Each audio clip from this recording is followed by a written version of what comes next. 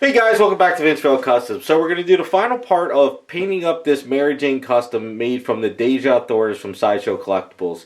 I know this video has taken a long time to come out. I've had a lot of family issues over the past 2 years. It's been delaying everything, but now I'm kind of back on track. Things are kind of going, and I'm starting to get a little bit more free time to work on this. So in this video, we're going to work on the paint work. I'm going to do something a little bit different. I'm going to just talk a little bit more about paints. Because what happened is I used to use Garage Kits flesh tones, but the Garage Kits is no longer in business because it was a whole big thing with the lockdowns. The guy who was doing the formulation and mixing the paints disappeared, so it was a big whole thing. I really do miss those flesh tones, and especially the transparencies, but sadly I've been trying to find other different paint brands to use, and I got a couple different brands we're going to be using. I'll go over those, I'll kind of talk about them a little bit and show you guys how things are going. So the idea is she's going to be, white t-shirt, blue jeans, flesh tones, red hair, and then the base is going to be something like pillows are going to be a little bit different. I'm going to do red and blues like for Spider-Man colors. Other ones might be like Venom colors, maybe a couple other symbiotes. The bronze, this is going to be like a bronze type of base, and it's going to be more of like Spider-Man type colors for this stuff. We'll see how it kind of pans out. I also got to get a lot of dust off the base, but that's at the end. We're going to work on her first. But one thing I did do is off camera is I did swap out her hand. I think it was probably like a while back. I had some free time between family emergencies, and I went and I had some hands printed out, and I put this hand in here because the idea is I wanted something in her hand, but I didn't know what. So I found, I went on Etsy and I found a little bit of mini comic book. So this is actually like a mini comic book with all the pages, which is kind of cool. The reason why I went on Etsy is because if I was to print this out, if I was to go find a Facsimile or find all the pages online, print them out in color, measure them in scale, make a little booklet, it would have taken me forever, and I just found it on Etsy. So basically you could kind of just put it in her hand like this, like she's waiting, or you can actually open it up in a way, and you can make it look like she was sort of like reading it, you know? So the idea is kind of like she's sitting here, or maybe she's kind of like showing off her comic book waiting. So, but I like the idea of the open hand because this is soft, it won't scrape up the paint. You could, whoever ends up with this when I put her on eBay, if you wanted to put a cell phone in her hand, or if you wanted to hold like a Spider-Man mask, there's a lot of options. So it's kind of like left open for, whoever ends up with it. So that's kind of what I did with that. Now, one other thing too is I was waiting to get in the mail before I started this, is I wanted to do the Spider-Man heart on her chest. Now, I could sit there and paint it, and it would be a nightmare to try to make it work like I did with the previous one. So I actually talked to Frank from Evolution X Studios. He does a lot of eye decals, so this is his page. I'll probably put it up on the screen too, some of his information. But he's really good to talk to if you ever wanted to make a custom sheet. So I did some measurements, and I found a Spider-Man heart on line, and he did me a custom sheet on this. So now I got a bunch of them for down the line. So basically what we'll do is we'll put it up here. It'll probably get cut off a little bit at the top, but it's going to be like the heart, or we'll kind of play with it and see. And the idea is you put the decal on with the white t-shirt, and after the decal is on there and it's good, you dab a little white paint on it just to kind of, with like a sponge, and you weather it, and it'll kind of blend in perfectly. So that's the idea with that. So that's kind of where I'm at.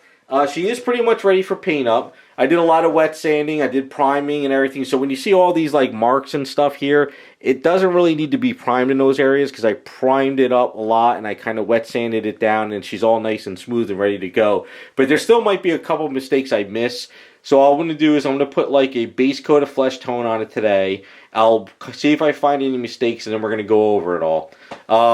I'm going to try as much as I can to give you guys information of new paints and new stuff I'm working with, rather than just kind of painting it up and stuff.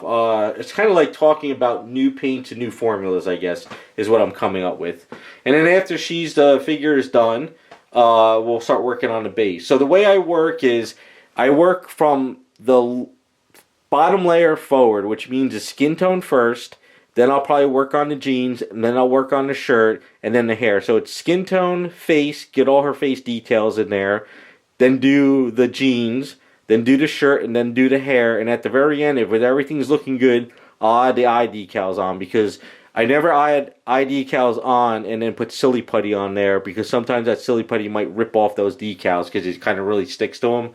So I'm going to do that at the very end. But I left the jewelry on because I like the idea of leaving the jewelry on and stuff. So this might be more silver than gold and stuff. So we'll see how that goes. But all in all, I'm ready to get this done and then get this out the door, because it's just been sitting around for a long time, and try to get it done. So let's get her all ready for paints. I'll get the skin tone on, and then we're going to come back. We'll talk about some stuff, and then we'll start painting it up.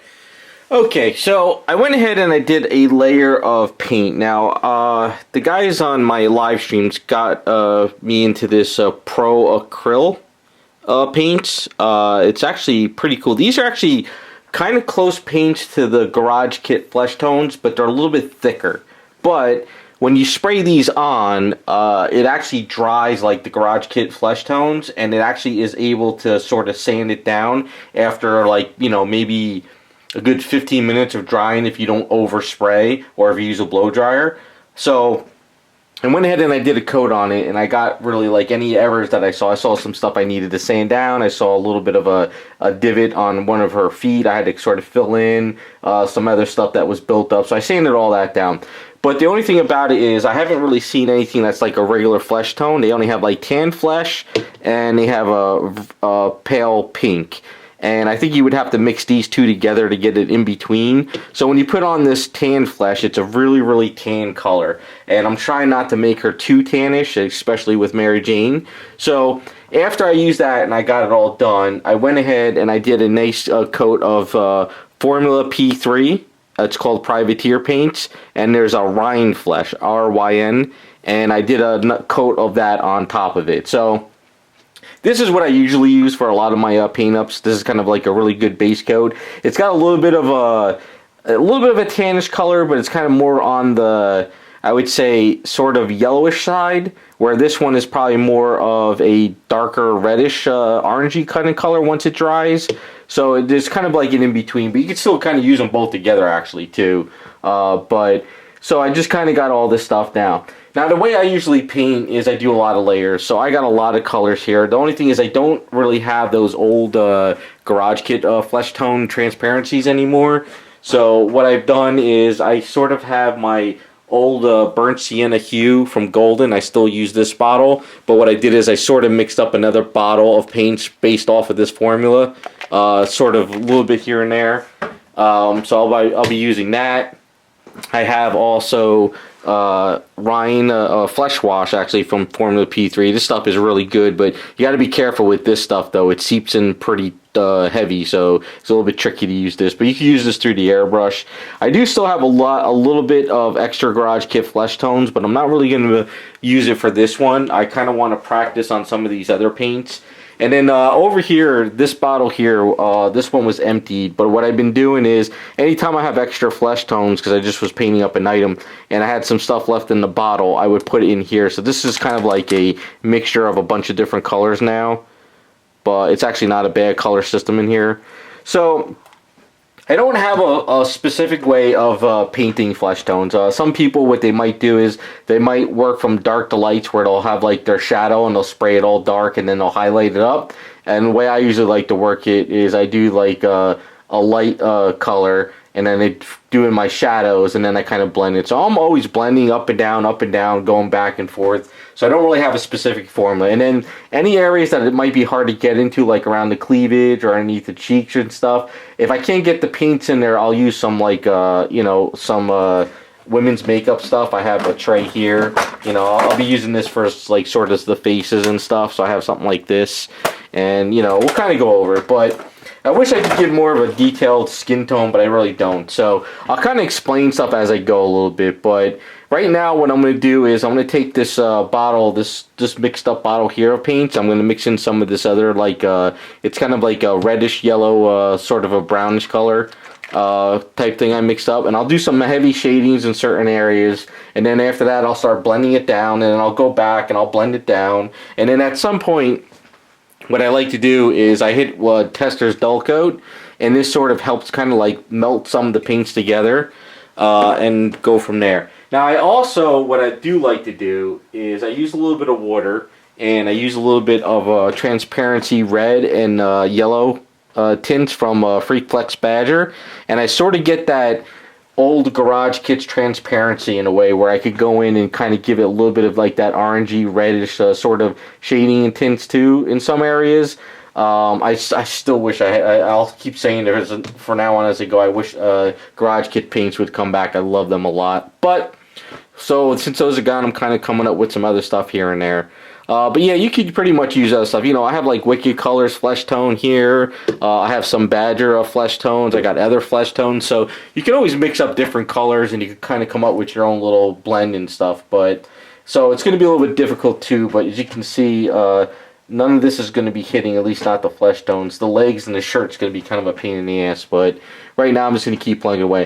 And then once I get it to where I want it and I'm happy with it, I'll do some, like, you know, blush and some stuff, you know, eyeshadow and stuff with some makeup stuff, work out the lips a little bit, and then sort of from there I usually like to let the skin tones dry a little bit for a couple of days and come back, and then, like, if I think everything's good or I don't need to touch anything up, I start sealing it up and everything. Now, since this is not going to have a lot of skin tone showing, whereas, like, if there's an item where there's a lot of skin tone, I'll seal it a certain way, but with this one, I'm just going to use some flat varnish, and that should be able to seal it up pretty well, because I don't have a lot of skin tone showing, and you're really not going to be touching a lot of the skin tone, so it should work out pretty well. So let me go ahead and get some colors mixed up. I'm just going to kind of fly through it with some fast stuff. I'll explain some colors and go from there. And just see how I just blend it out. Alright, so I went ahead and I added that dark color, and then I went ahead with this bottle that's the mixture of Took It Down. Now, it's got a very, very yellowish tint on her, and I'm going to take that down with some lighter colors and stuff. I'll probably go back in there with some of this P3 formula, and just kind of mess with it. It's a very difficult item to work with, to sort of paint her up in this position, but I'm going to try my best and keep doing it. I did have a couple parts where I sanded, and I realized I forgot to hit it with some paints and stuff, but I'll kind of touch everything up as I go. And I'm just going to keep blending and just go from there. Like, I sprayed heavy underneath in here in these areas, because I figured once I spray some more paints in there, it's better to have a really dark color in those areas than to try to get in there with a paintbrush later and just let it sit dark and just run with it. So I'm going to go ahead and do a lighter color, kind of keep blending and just kind of keep going and going and going. And then I'm going to try to use some transparencies after I sort of kind of get these colors on.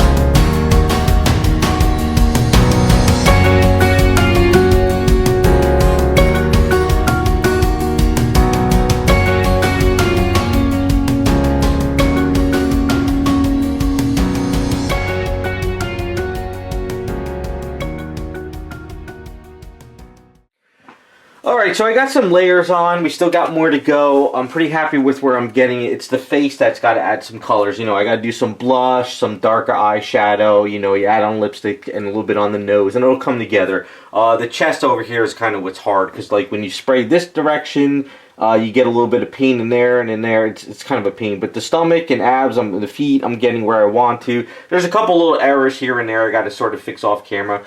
But what happens is whenever you spray far away and you get sort of a dusting on there, it sort of doesn't really like kind of set really well. So what I like to use is Testor's dull coat, and it's a very potent stuff, and it sort of kind of melts the paint. It used to work great with the Garage Kids flesh tones because the Garage flesh tones were kind of like a little bit more powdery, I guess you could say, or a little bit more chalky, something like a little bit more chalky, and you could spray on some layers, but then when you hit it with the Testor's dull coat, it would sort of kind of melt the layers, and some of those transparencies would come up and disappear and stuff. So these paints are sort of doing the same thing as I kind of work with them, but if you use more rubbery paints like Createx or like maybe let's see, a Tamiya, some of those paints are a little bit more harsher, and then if you try to use Testor's dull coat, it really doesn't work too well. But with these are kind of a little bit more on the chalky side too.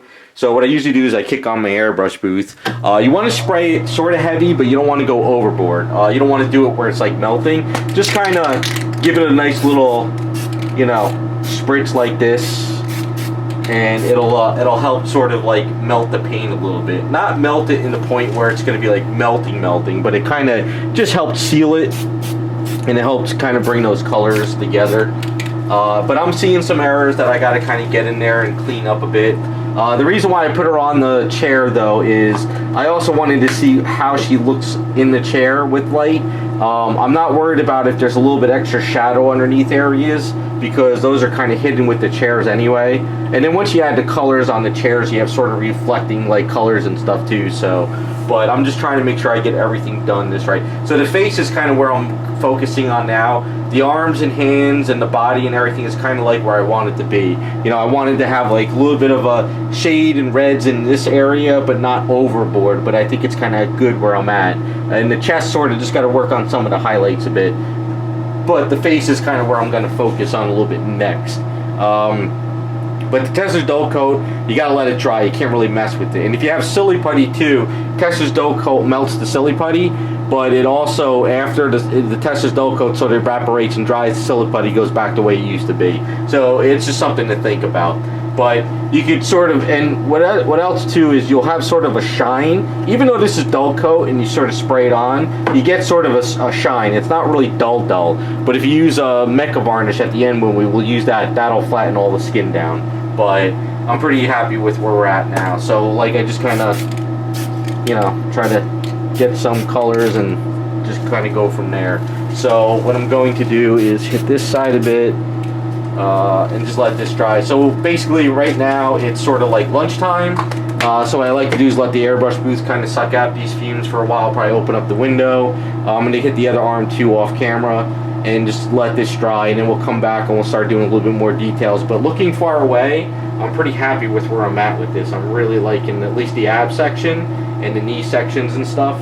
Feet are looking pretty good too. I didn't want to go overboard with the feet and stuff. But you also be careful too, because if you overspray the Testor's dull coat and it's still wet and you move some saran wrap or your finger, you will melt the paint. But once the paint dries, it bonds up pretty well.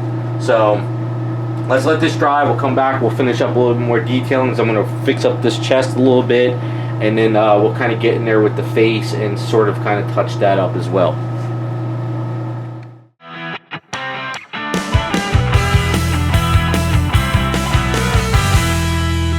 Okay, so I'm pretty happy with where everything's at. It's still a little bit more things here and there, probably like around the knee areas I'm going to clean up a bit. But the face right now is sort of, if I keep screwing with it with the airbrush, I'm going to mess it up. I need to go in there and put some blush on there, work out a little bit of the darker eyeshadow, give her smoky eyes, and a little bit of a blush on the nose, and just kind of touch it up a little so I can get a better feel on how the face is going. But I'm pretty happy with where everything's at.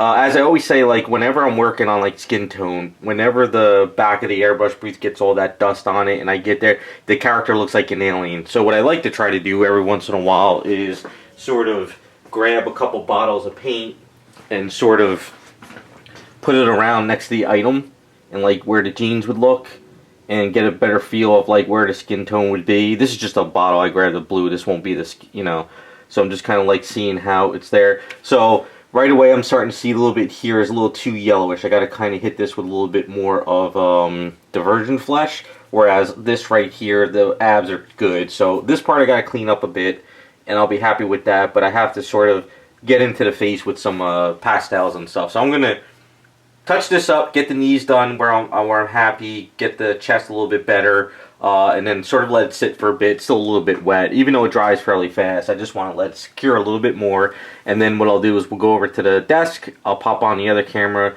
and we'll start doing a little bit of the eye makeup and sort of getting that going. And then if I'm getting to the point where I'm happy with it and everything's looking good, what I'll probably going to do is let it cure for the night. It's kind of like we're kind of in the afternoon, but kind of like just put her aside, let it cure, and come back tomorrow with fresh eyes, look it over one more time, and if I'm happy with where everything's at, then I'll go ahead and seal the skin tone. And then once that's done, we're hitting the weekend, so I like to sort of like, after I seal the skin tone and let it sit, I like to give it like a day or two drying, and then I could come back next week, you know, on like Monday and Tuesday fresh, and sort of go over everything and start working out like the line work and all that stuff. But this is going actually better than I expected. Sometimes when I do skin tones, I might be at it for hours. You know, I'm like, oh, I didn't like the way this looked, but this is kind of coming together where I kind of wanted it. It's just the chest area and the face is a little bit different because it's kind of like that head is kind of like crunched over the chest, so it's kind of hard to hit certain areas.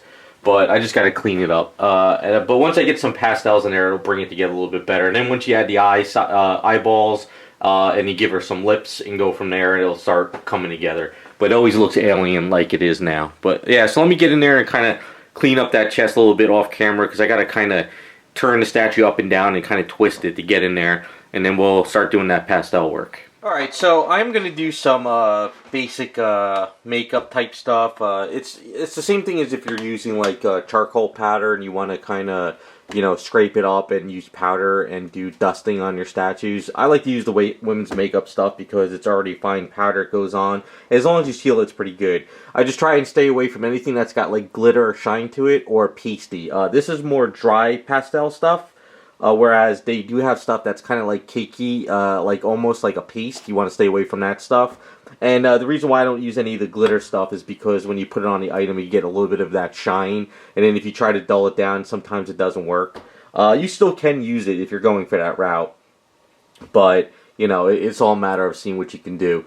Now, some pastels, like if you get like those really good expensive pastels out there, they're a little bit softer and they kind of bond a little bit better, but you got to kind of grind them up. And the reason why I don't like using them is because if you don't grind them up enough, sometimes they get a little too chunky, and then you do some work and it sort of kind of gets like one little chunk stays there and it kind of dips into it's hard to explain. You have to kind of mess with it. So I like to just get a basic sets of women's makeup. You can order like a basic set like this off of eBay, Amazon, or you could go over to like a CVS store and you can go and you can actually look at the stuff in person and see what you want and snag a couple.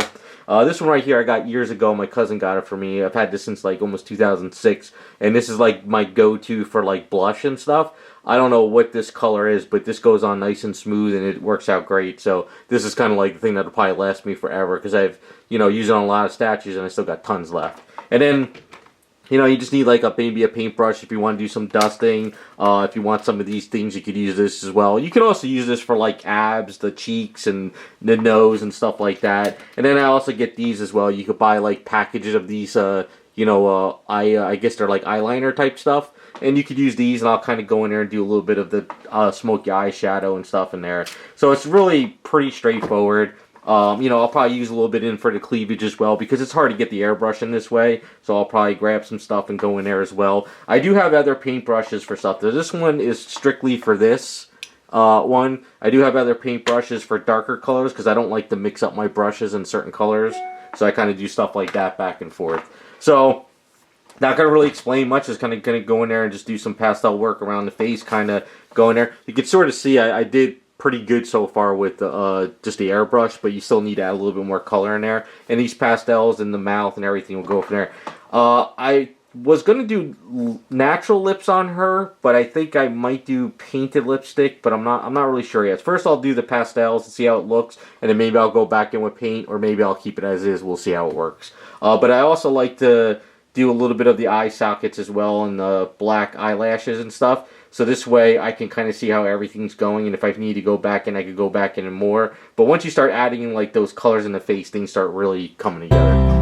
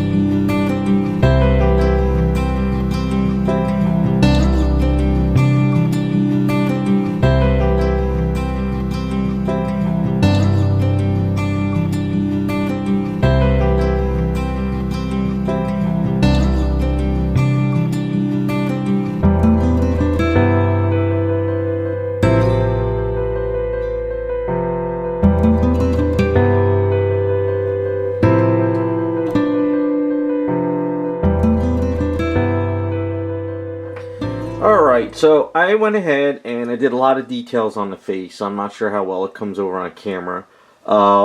She is a model, of course, so I wanted to punch up some colors here and there but not go too crazy. So the way I did the lips, what happened was it was starting to feel too soft compared to the rest of the makeup in the face. So I punched up the lips a little bit more, but I tried to soften off the edges. I'm going to let this paint dry a little bit. I did a little too much, paint work on the lips where I can't really soften the edges right now because I'll start ripping up the paint. So I'm going to let this dry up for the night anyway. But I worked out the eyeshadow and stuff over here a little bit more. Worked out the eyes. It's really hard to get into this area here, but I got in there as best as I could. I did the eyebrows. She's a redhead, so I did more like a reddish brown on those, but I didn't go too heavy. And I'm pretty much happy with where it's looking, so I'm just probably going to have to touch up some more stuff tomorrow. But as of right now, I'm pretty happy with where I'm at. So, yeah, I'm going to let this dry up, and then I'll come back and I'll do some touch-ups and stuff. And then after that, we'll kind of seal it up. But I'm pretty happy with it. I really like the way it's looking. Such a great sculpt face, too.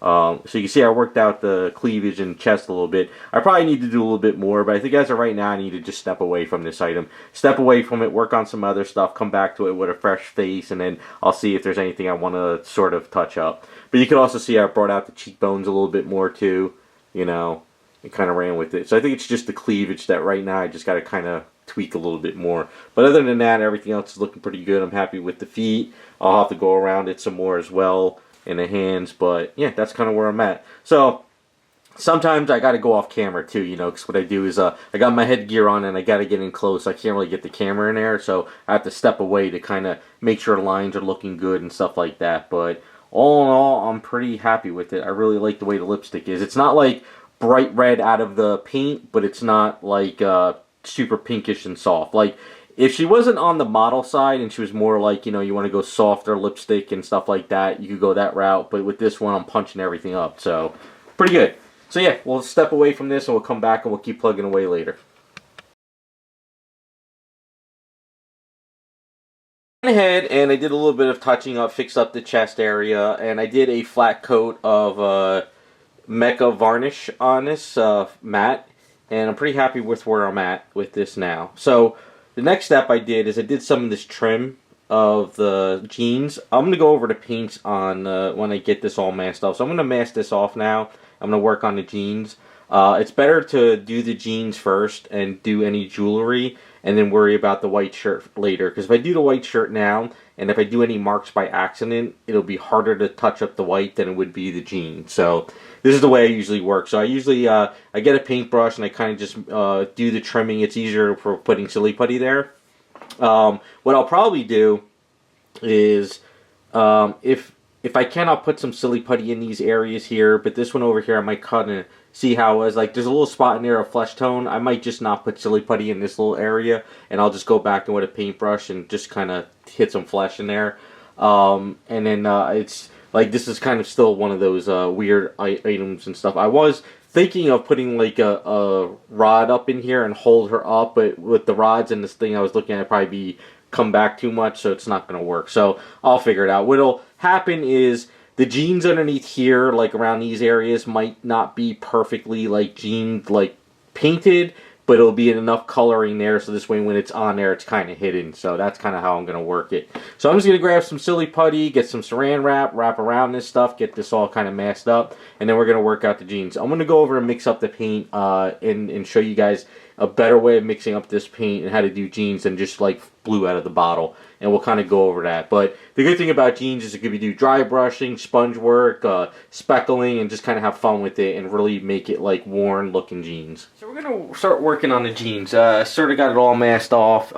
It's not really touching the bottom. It's kind of laying on there. So this will kind of work out hopefully well. So one of the mistakes I made when I first started painting was I just sprayed blue and then I just dry brushed white on it, and that was like jeans. But basically, having a pair of jeans on all the time, I actually started just looking at the colors up close, and I realized that, you got a couple jeans which is like a really dark blue with a little bit of like, dry brushing on that. Then you have ones that are kind of like bright blue, and then you got ones that are really bright blue. So it all depends on what color jeans you want to go. So a pair I got on now are kind of like, sort of like a grayish blue. So you want to kind of go gray blue. So I got a bottle here. Basically, you pick up some, empty bottles on Amazon. Get yourself some mixing marbles. Throw a little marble in there, help mix it up. And so I'm going to mix up a little bit of a blue thing. So we got some white paint. This is a little bit thickened up because this is an older bottle, but it's going to be good for this. When I say thickened up, it's not bad. It's just been sitting around for a while, so it's just kind of sitting there. So we got to... It's always good to mix up a base color, especially when you're doing jeans, just because if I have to handle any scrapes and stuff, I still got colors to go back to. So this is a fresh bottle of Citadel Caldor Sky. I really like this blue a lot. It's kind of not like a fluorescent blue, but it's not kind of like a washed out blue. It's just a really nice, good, like cobalt blue, I guess you could say, almost in a way. And I really like this blue a lot. Just the Citadels are perfect for airbrushing once you thin them down a bit, but you can kind of, it's kind of hard to see, but it's a really nice blue. So this is going to be kind of like a little bit messy, and just kind of get some in here.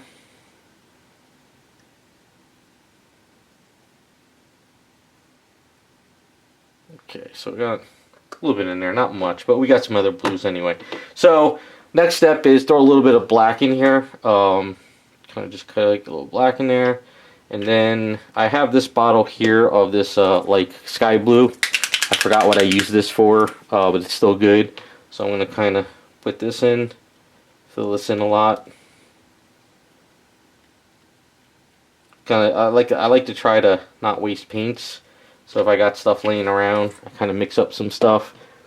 So it's still not enough in there. I don't want to go too crazy, but we have some other blues here as well. So here is some golden cyan primary cyan. So this one, we can use this to fill in too. You want to mix up enough to get a good coverage. Alright, and it's a little bit thick, so we're going to take, this is water and alcohol mixed together. Usually when I fill up this bottle, 10% alcohol, which is like 71% alcohol, and the rest is water. That's what I use for a lot of my mixing. And we have a nice little chunk in here, so let's kind of mix this up and see what we got so far.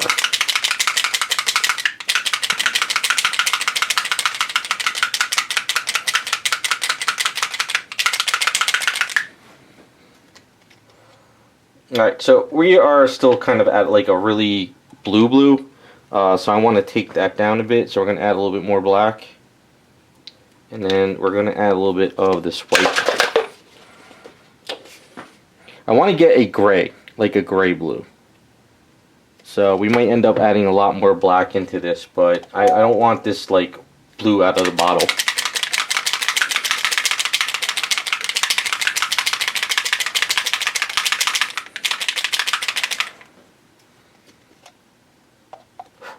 Okay, so we're still there. So we're gonna add a lot of black now. We're gonna throw a lot of black in here, and then we'll grab some more white.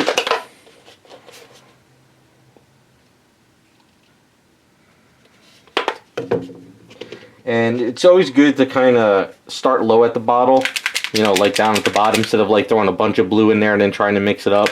You kind of just keep mixing and mixing and adding the paints to get it to where you want it.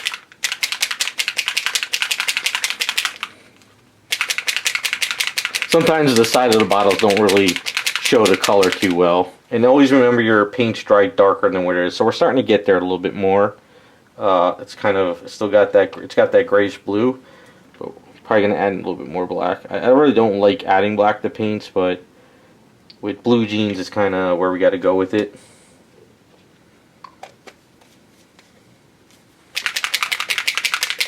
But I'm also not trying to make this like gray either. You gotta have that blue in there. But we want to have enough paint so we can use the mix up with some light whites and do dry brushing to get some gradations.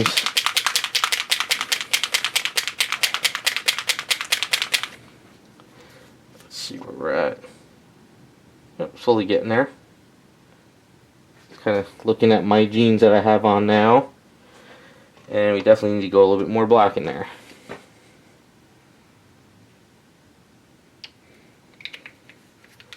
Yeah, because the jeans I got on right now got like a really darker type of a grayish blue mix in there. And I'm using a Model Air black from Vallejo. I really like this black a lot.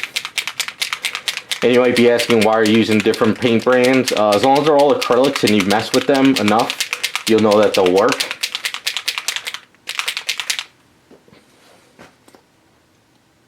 Yeah, I think that's kind of where I want it to be. That's kind of my base coat color. That is looking pretty good. So we'll do a little bit of a test. You know, kind of see how it looks on the item. So grab our airbrush. Now usually when you squeeze out of the bottle right away, there's going to be a couple of different color blues till they get through the cap.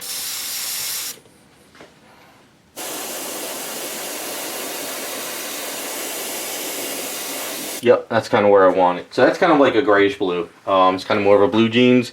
And then once we start speckling on and stuff. So I'm going to go ahead and do a full coat on this. Get this all this coat on there. Might have to dry some of it as I go because I want to make sure I don't mess anything up. And then we'll start getting out the airbrush to do the speckling. We'll do some dry brushing, hit it with the blow dryer, and kind of just keep going and make it a very messy, dirty blue jeans. Not dirty in the sense where it's dirt on it. Dirty means it's like worn out and used.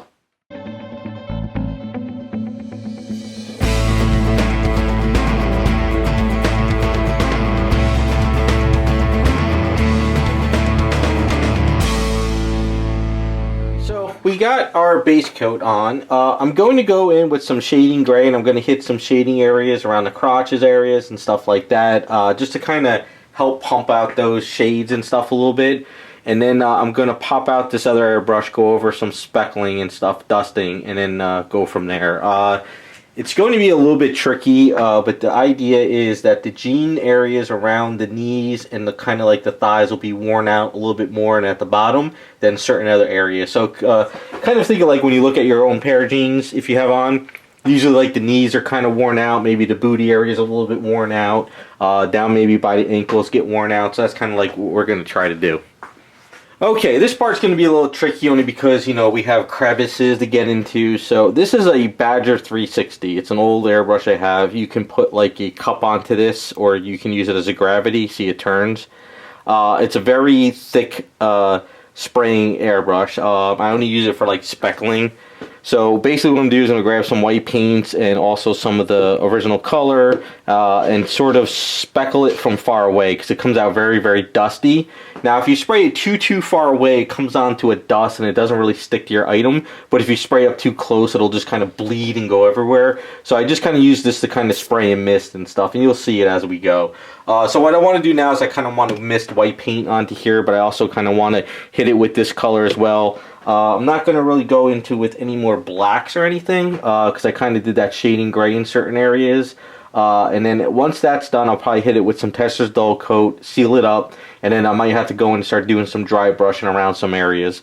But yeah, this thing is not bad, but it's also not great. This is kind of one of my first airbrushes, but I've kept it, and it's great for something like this. So all I have to really do is I'm going to...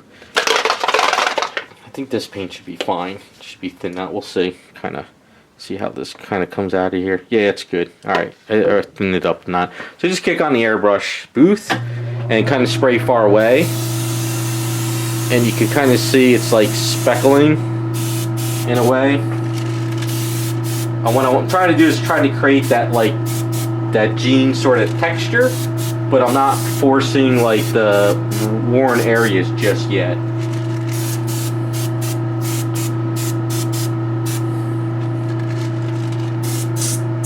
And then the airbrush, sometimes little extra speckles come out, but that's okay, you kind of play with it.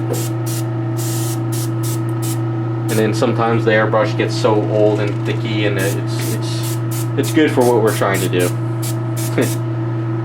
So you just gotta play with it, you know, just kind of find yourself an airbrush and kind of create this sort of texture, you know. You don't want to go overboard either, too. So you gotta be careful, but we also have to get the under part of it as well. So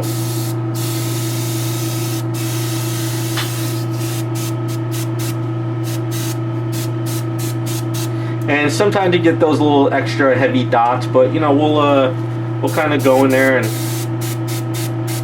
play with it and kind of run around with it. But we're definitely, sorry, get the airbrush in my mouth to hold it sometimes. So we're definitely getting that jeans look, sort of. But it's still, you know, so maybe a little too much sometimes. So you go back with your original paint. You can throw it right in the bottle, you know, in the thing. Spray it out a little.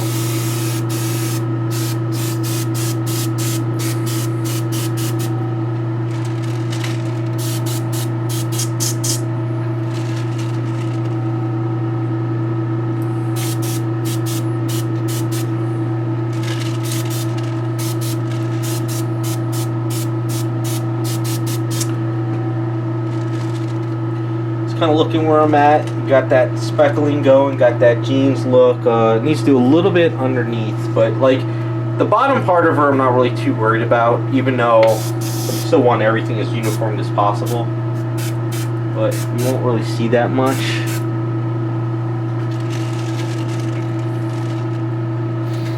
Alright, so I'm pretty happy with the speckling for now. So I got to clean out the airbrush, but while I'm going to clean that out, this is a good time to hit with Testor's dull coat. Like I said, you don't overspray, but don't underspray, because you know what it is we're spraying a dusting, and sometimes that dusting might not bond too well, but this will kind of help it sort of get it where we want it. So we're going to let that dry up a bit, because the Testor's dull coat, you know, needs to kind of cure it a little bit, and we'll come back and we'll start doing some dry brushing, but I'll kind of clean out the airbrush while this is going. So now we're going to do some dry brushing. The idea is not to slather your paintbrush and slap it on. You want to dry it. This paint here is the only white I have. I thought I had a tube of like Winsor Newton or Golden white paint, but sadly I don't. So I have the white paint that I use for the airbrush, which is sort of more a little bit milkier, but you want to dry it down. So I have a fan brush, and usually what I do is kind of get that on the fan brush like that, but then go on a paper towel, get it all off, you know, get it all. If you have to and you think it's still a little bit wet, go on your hand and stuff and just kind of, you know, take it off. You don't want to slap this on. So the idea is just to kind of start, you know, messing, just kind of let the brush sort of pick up some of these details on the jeans a little bit, you know, kind of start just kind of creating some markings very lightly. Just take your time, put on some music, just kind of, you know, we're just kind of creating stuff. And any kind of mess ups and stuff, we're not worried about it. We'll go back, we'll kind of touch it all up, and you just kind of want to work the whole jeans, you know. But like I said, you don't want to slather this on, and you want to focus on where it's going to be. And then we're going to come in here, we're going to do stuff around these edges too. We're going to work out these details, and it's going to pull out some of the sculpts, you know, and we're just going to kind of go around, and we're going to keep doing this all over things. So it's tedious. You want to take your time. Like I said, you don't want to have it all over your paintbrush like this, and then you go slap it on there. So you don't want to do that. That's what you don't want to do. You want to have this dry.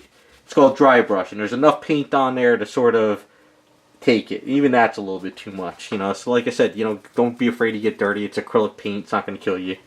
Well, it might. Who knows if you're allergic. But, and we're just going to do this. We're just going to go around, and we're just going to bring out these details. We're just going to just work out these areas. And like I said, any mess ups, we go back and do it. It doesn't hurt to do layers and have fun with it, because it is jeans. They're supposed to be messy. And that's what we're doing. So we're just going to go around, and we're just going to keep doing this. And like I said, any kind of mess ups, anything, we'll go back in with the airbrush. And that's what I'm going to do. So I just want to pop on some music and kind of just go to town on this.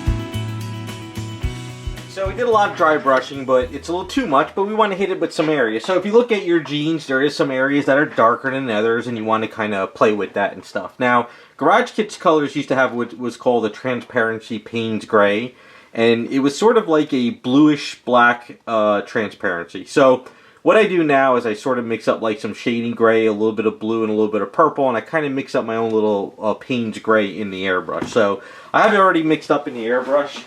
I was kind of toying with it, and it's kind of where it's at, but it's still, of course, it's not perfect compared to the way it used to be. And sort of what I like to do now is just kind of going with the airbrush. It's a little bit dried at the tip at the moment, but kind of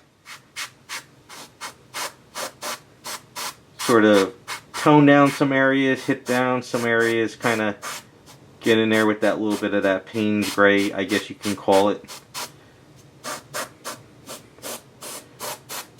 Kind of hit it in certain areas and just kind of play with it. Just try not to make it perfect, just kind of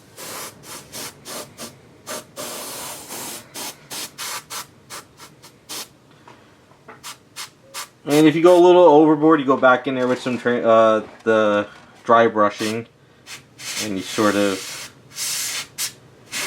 hit in some areas. So just kind of want to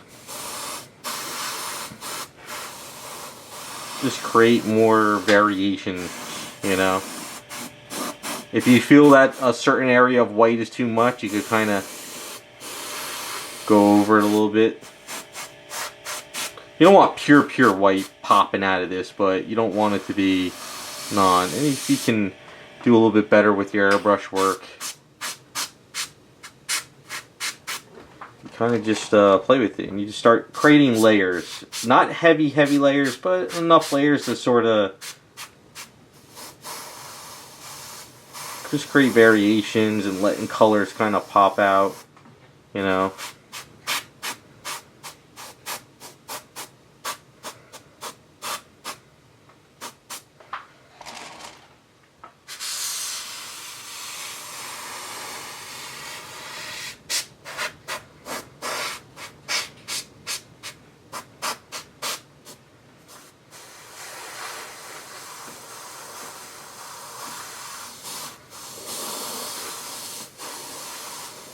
And you know, if you want the jeans to be darker, you can do this, and you can actually give it a little bit heavier transparency if you want darker type of jeans. And you just kind of play with it. You keep going with it, but the goal is to stay away from that pure blue out of the bottle.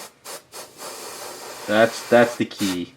Just staying away from that pure blue and making it look like bright blue jeans that aren't natural.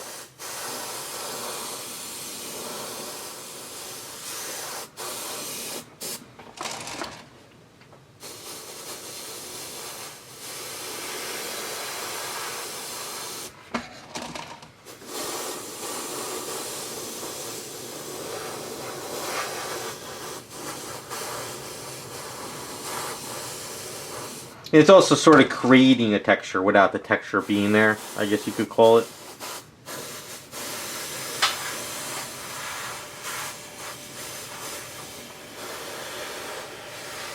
I'm going to have to turn her upside down to get the other side, and I'm going to hit the camera, so I'll do that off the camera.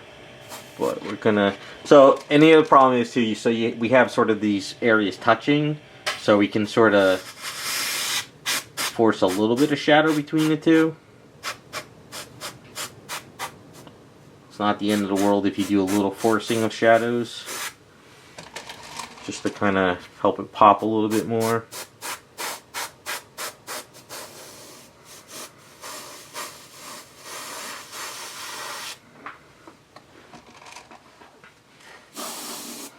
And then, like I say, if you think of some areas are a little bit, you want to kind of tone some stuff down, you go back in with the original color, and you can kind of do that. I'm going to turn upside down off the camera. I'm going to see where we're at, and then I probably might come back and do some more. Like, if you want more of that speckling look too, you could go back and you could speckle with the airbrush.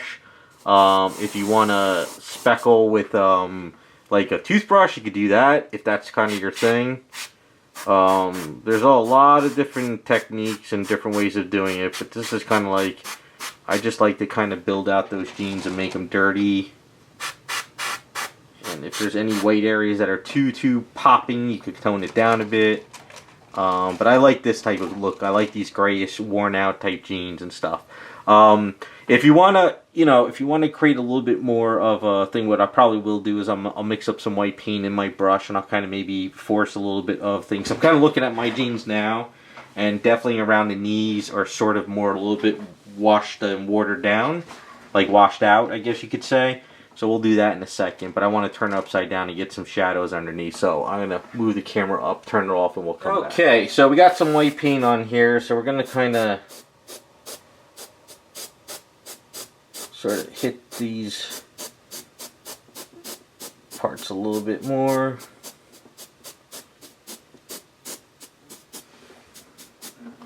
Let's see, look at my jeans. Kind of.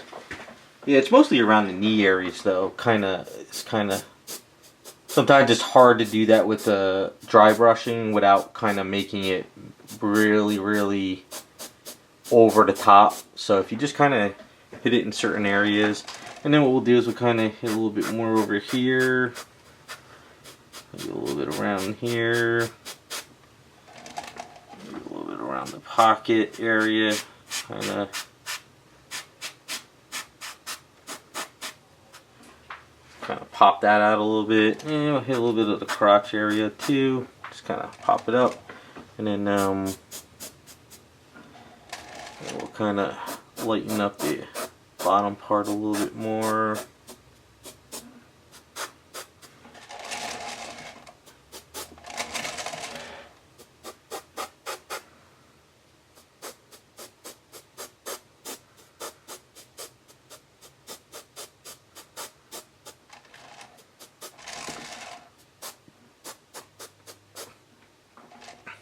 Alright, so what I'm going to do is I'm going to go back to the original color now, and we're going to hit it with a couple spots here and there, and I think after that, probably hit it with some Tessor's Dull Coat, kind of melt it all together, and I'm pretty happy with where it's at. Little areas around here, trying to just take some of those brush strokes away, but sort of keep them there. And like I said, you just kind of play with it, but the idea is just jeans, just kind of messy, worn jeans without going crazy. Alright, so I'll put in the original color back in, we'll hit it again, and then we'll go from there. Alright, we're back on the original color. And we can kind of start popping that out in some areas and toning down some stuff.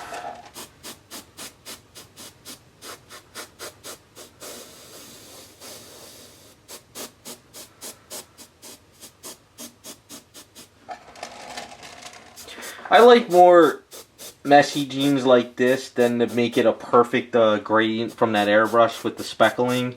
I don't mind some of those speckles there, but I kind of like more of these kind of sort of brush strokes a little bit more and the variations, just to make them not perfect, I guess you can say.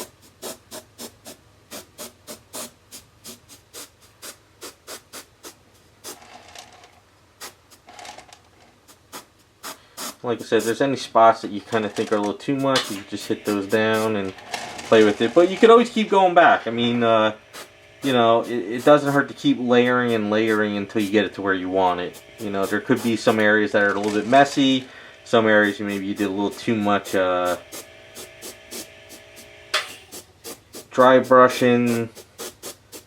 And the good thing about this is it's not meant to be perfect, and don't overthink it either. I'm not overthinking like, oh my god, this spot is, I'm just kind of just playing with it, I guess you can say. Just kind of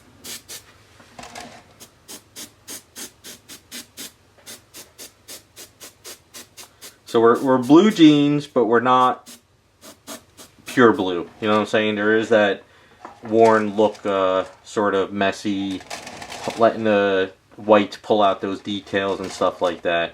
So some areas over here. Sure.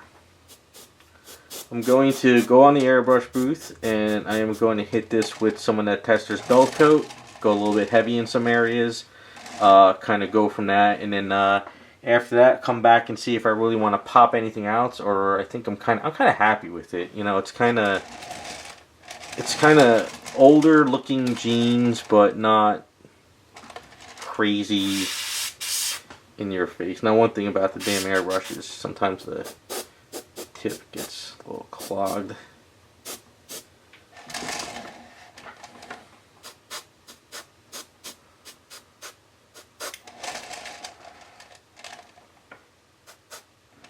Alright, I'm going to turn her upside down too before I go over there and do that, because I'll probably have some stuff underneath to get to as well. But yeah, these are kind of more natural looking type of messy looking jeans. Alright, so I'm pretty happy with where it's at. I still got to take off all the masking, and I got to kind of clean up the knees, and I got to go in there and, you know, we got to add the button color, and then if there's any kind of like little washing I could do with it, I can mix up some more of that Payne's Gray Transparency, and I could go in with the paintbrush and sort of force in some areas that's harder to do with the airbrush, you know, kind of get in there with the paintbrush and do some stuff. So we'll do a little bit more details after that. But what I really want to do is I want to dull this down. It is too shiny. I'm not sure how well you can see in the camera, but it's still wet paint, and the paint's sort of drying. It's not, and even hitting it with the dull coat, Tester's dull coat still gives it a shine, no matter how much thickness you do and how much thinness you do, especially out of the spray can.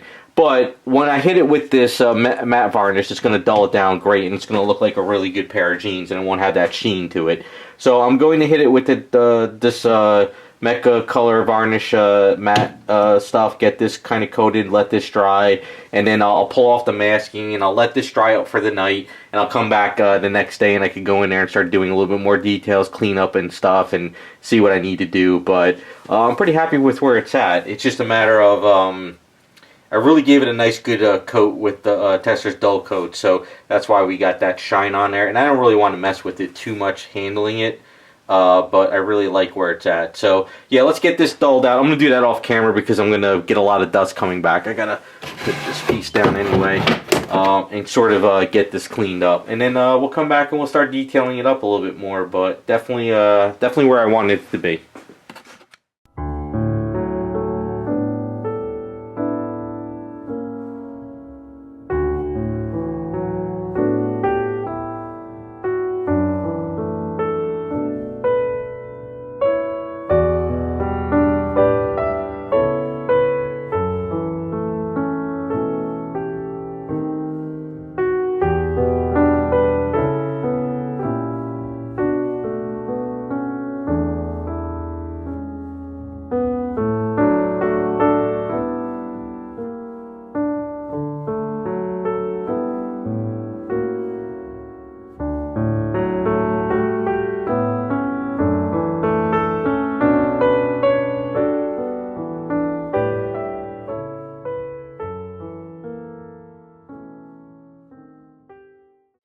Okay, so I was doing the trim on her shirt because I was ready to mask this off and everything, but I decided maybe I should get onto all the jewelry and like the toenails and fingernails, get all that stuff out of the way first, because I figure this is a white t-shirt, so if I'm like moving her upside down and everything and I do any kind of marks, it's going to be hard to clean up, so it's probably better to get all that done. So I did put a little bit of like some copper bronze type stuff on the button there.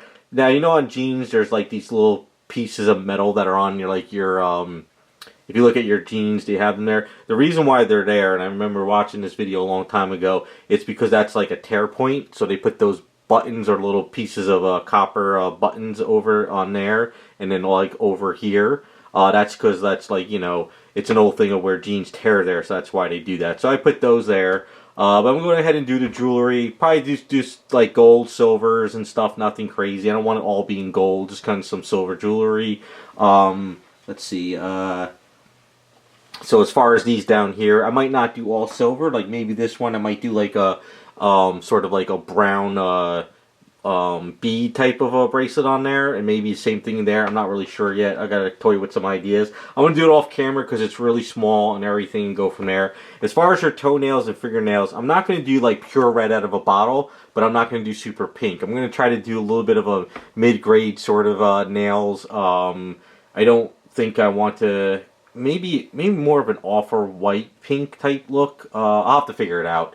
once I get onto a little close, and I'll show you later. It's just very tedious, small stuff, and you can't really get the camera in there. Plus, kind of looking with the headgear is a pain in the ass. But yeah, I'll figure out some colors there because I got the bracelets on her wrist, and then I got the fingernails, the toenails as well, and also the ring on her toes, I guess. And I think there's some other. So I'm just gonna go through with it, get those done, get them out of the way, and then hopefully after that I could come back once those are done with this all masked off. We'll work on the shirt, get the shirt done, and then after that it'll be just focusing on the hair, and we'll kind of explain the hair later too.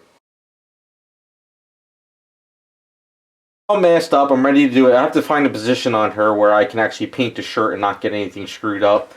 So what I like to use is Wicked Colors white for my whites. I've used regular Createx white. I don't know if do they even make regular Createx paints anymore? I really never look at them. I always see Wicked Colors everywhere now. But the old Wicked Colors, the old regular Createx, whenever I use that white paint and I would spray it on stuff, it would sort of come out very chalky and it would crack. It was like dry, I don't know. Let's see, trying to think of other colors of whites. I've used a couple other whites. I've used Vallejo whites. I really don't like the way they come out of the bottle and the way they apply. I've tried, the only golden whites I've used is really out of the tube. I've used, was it Liquitex soft body whites? I've tried that through the airbrush, thinning it down, and didn't really like it. So I just find that this Wicked Color white is like the best way. It goes on nice and smooth. It doesn't really crack. It's not really chalky, but it's not like rubbery either. So it works out pretty well. Oh yeah, Tamiya whites I've used, and I didn't like the way they have like a gloss white and a flat white. The gloss white seems to crack if it's not on a good like specific layer of paint, like maybe just like pure primer. If you do it on like any other layers, it sort of kind of cracks up. And their chalky regular flat white sort of does the same thing. Maybe it's just my experience, but I like this. So I've done a lot of Power Girl paint ups because she's, basically a white outfit. I've done it on other items too, and I just love this. And this is also great paint too if you want to put a couple drops on like, a container and use a paintbrush and sort of like, fill in eye sockets, or you want to do some white streaks on stuff. It's not bad with a paintbrush either. It doesn't go on super thick. You might need to get something else, a little bit thicker paint to do, but if you need something sort of like thinnish, but not watery, but not thick, it's kind of like that middle ground. So this is really good. So what I'm going to do is I'm going to pretty much paint up the shirt white, and then in these shadow areas I'm going to mix up like a bluish gray white, which I actually have a bottle in here. I think there's enough in here. So this is just kind of like a drop or two of blue and a drop or two of black, and you get like this shading gray, but it's not just like black and white. It's got like a little blue tint in there. So it's got like, sort of like a blue hue to it. So I usually like to use this to shade white. I try not to use just black out of the bottle. So a little bit of blue, a little bit of white, a little bit of black and stuff, you get this nice shading color. So I'll get some shades in there and stuff like that. So yeah, so I'm just going to go ahead and paint this up and go from there. And then I'll probably seal it with a flat top coat too right away. This is now where I'm getting into this position where I got to be careful with handling her, because if you put her on a certain area and you hand too much, I had like some rub-offs on the feet. I had to kind of clean up the feet, and then if I work on the hair or over here and this hits things, it'll kind of, so this is getting a little bit tricky at this point, but that's pretty much where I'm at. So I'm gonna go ahead and work on this shirt, let this dry up, and then go from there.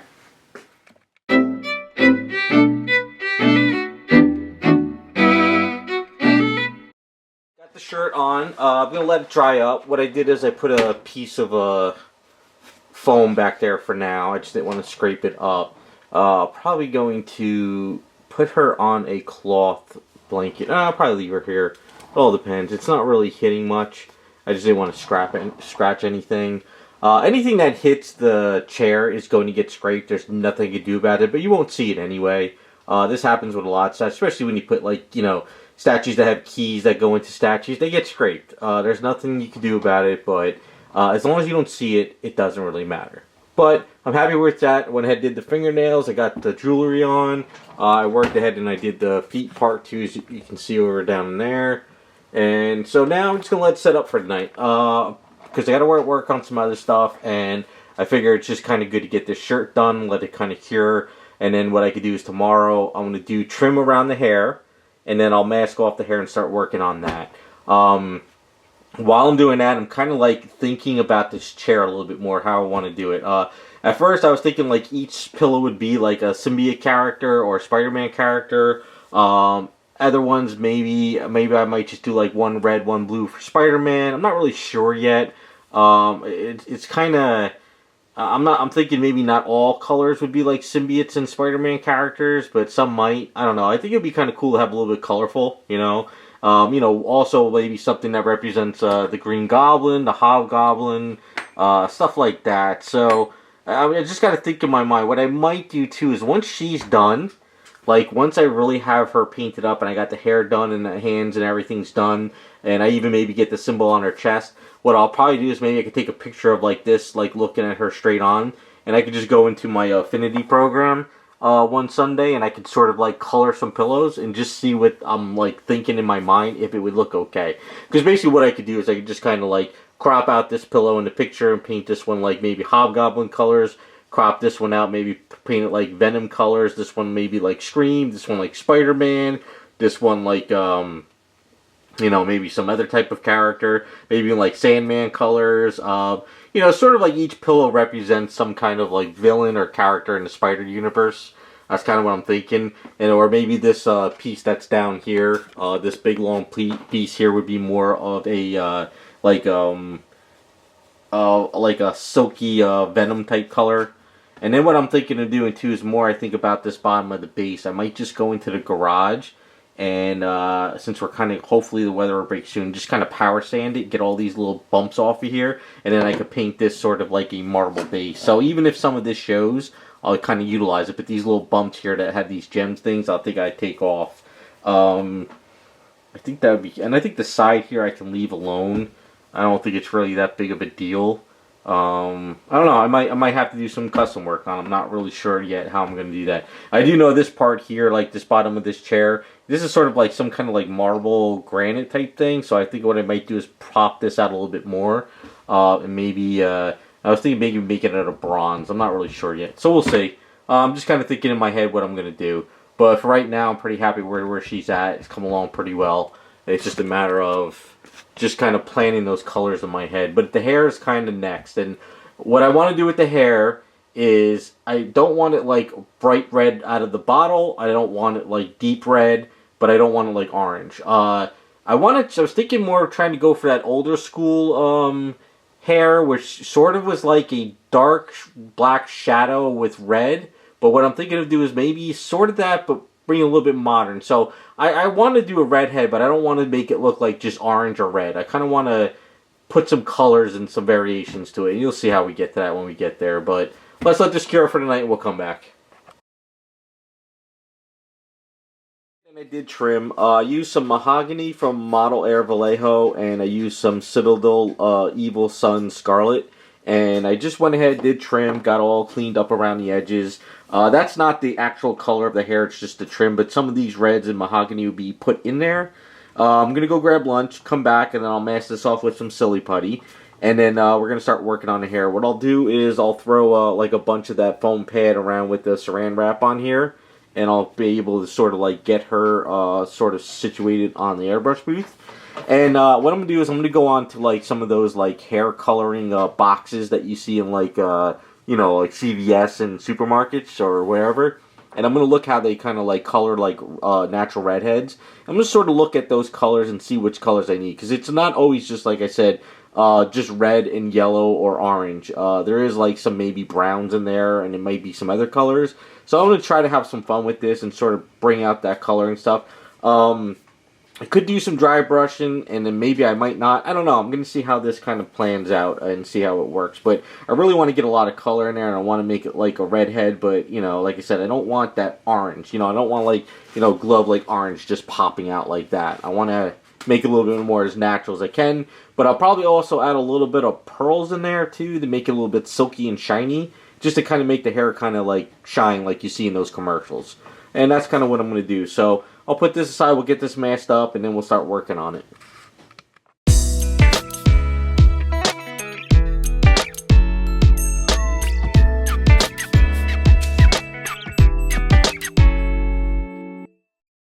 Alright, so I just hit it with some Tissot dull coat, just to kind of mess with it. So I do have some pearlized gold from Createx in here, and I watered it down.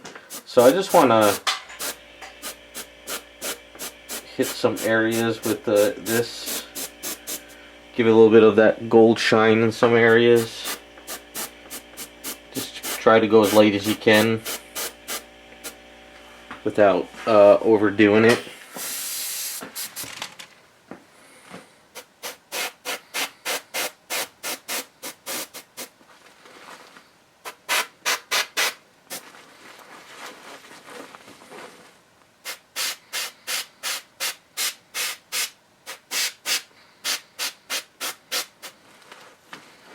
I don't know if you can start to see in the camera a little bit. Gives it sort of a shine.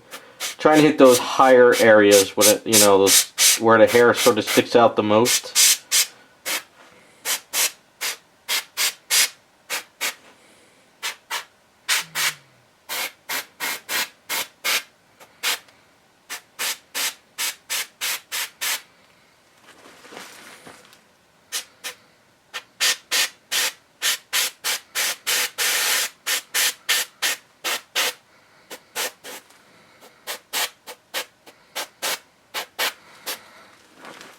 Alright, so next step is I'm going to get some clear red, and I'm going to go in there with, well, some transparency red. Let me get that in red. I have what's called maroon tint from Badger Freak Flex. It's kind of like a brownish red, and it's kind of like the perfect red to kind of go in here. Stuff's a little bit thick. You just got to hit in some areas with this.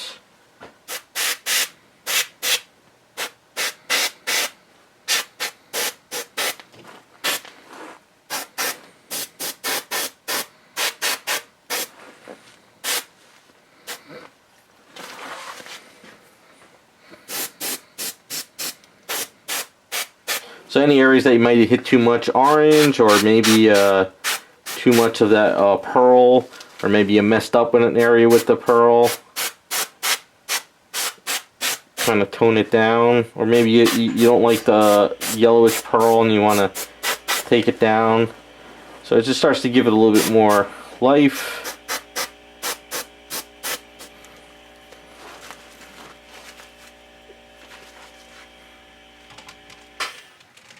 Alright, and then gonna go here in this area a little bit more, darken this up, because I guess you could think of like the roots are a little bit darker. So without doing the mahogany in there, it's kind of doing this there, and this is kind of without, you know, doing a pure like reddish color. You know, like it's kind of browns. Like if you really look at like redheads, it's kind of browns and reds and oranges. It's not just like orange and red and yellow. But this is definitely closer to what I was going for. So I'm going to hit it with some Tessor's Dull Coat one more time.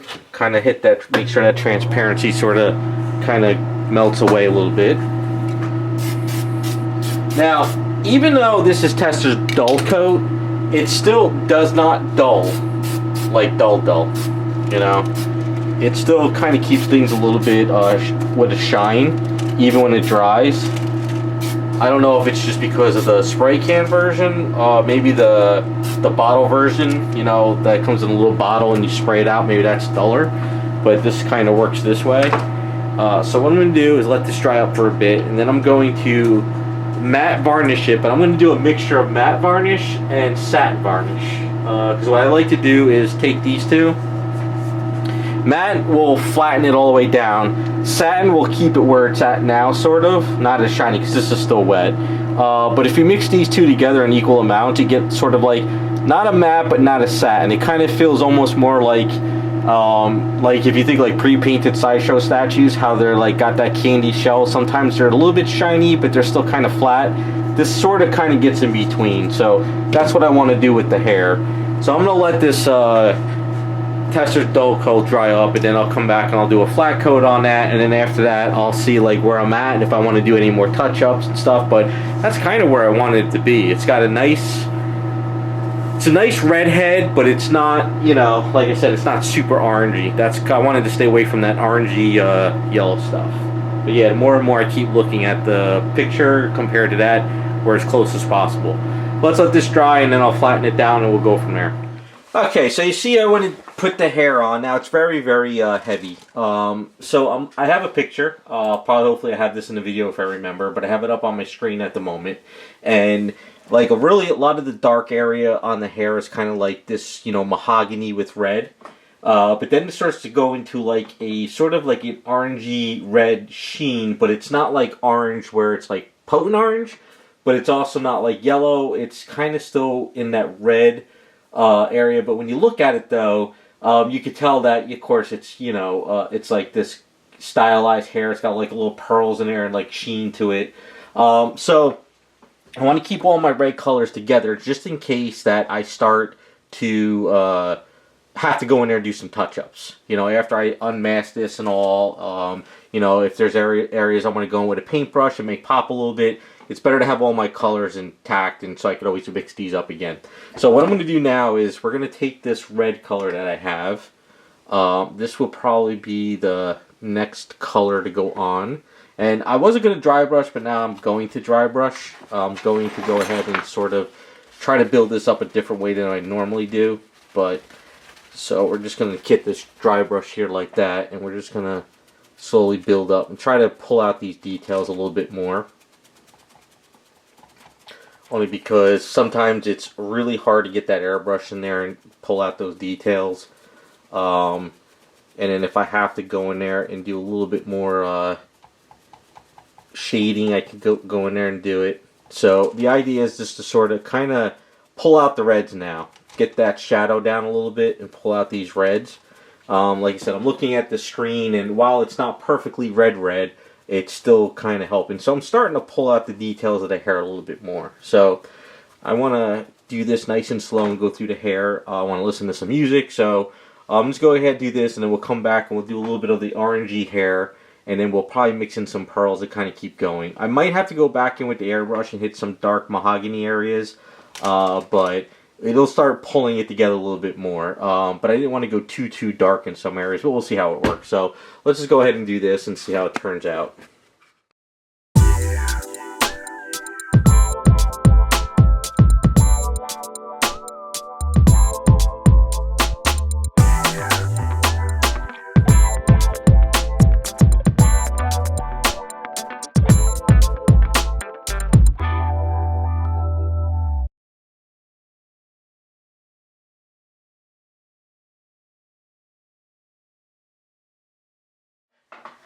Alright, so I got a nice blend here, and looking at this hair, it's got some of this orangey look in there. So we do have some orange here, but I want to try not to overdo the orange, just enough. So we're going to get some of this orange here. Now I'm not doing pure orange out of the bottle. You can kind of see I'm doing over here somewhat. And I'm going to take some of this red and I'm going to just sort of lighten this up a bit.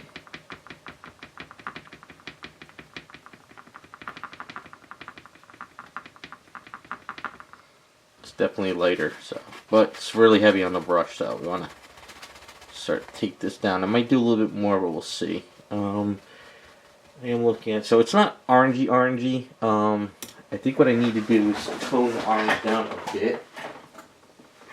So I have some of this raw sienna, so I'm going to put some raw sienna here, which is kind of like a yellowish brown, and I want to see how this sort of takes the color a bit. We'll put a little bit more orange in here. Just try not to have like this crazy pumpkin orange going on to the hair. That's kind of what I'm trying to stay away from.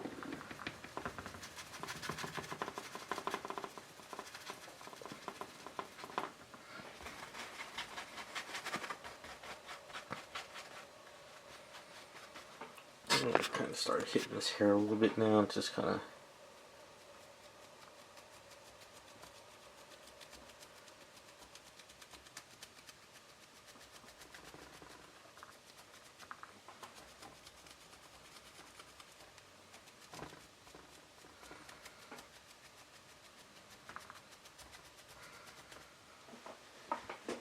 Alright, need to punch up a little bit more, so kind of just a matter of mixing it, trying to get it in there. Like I said, it's kind of a fine balance looking at the screen, because when you look at these hairs online, you know, for like hair coloring and stuff. You know, they probably do a lot of photoshopping too, and they kind of mess with a lot of the colors.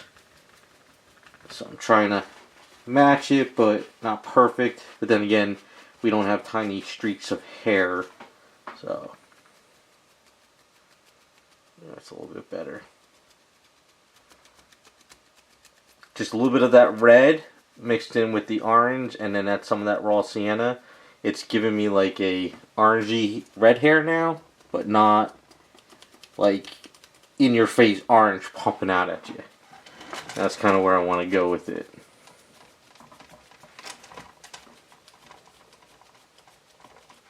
And definitely want to get some highlighted areas.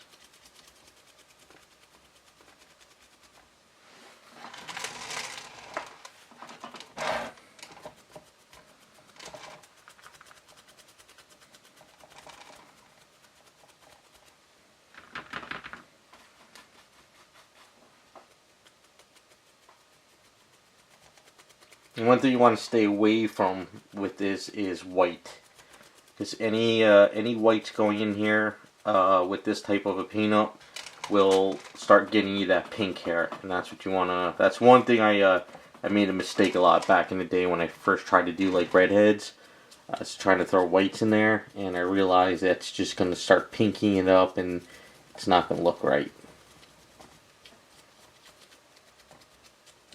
But I'll keep doing this a little bit more, get it to where I want it. We still might go in with like some transparency reds too and stuff. It's going to keep building it up. Right now I'm just trying to find that nice color that I'm looking at on my screen.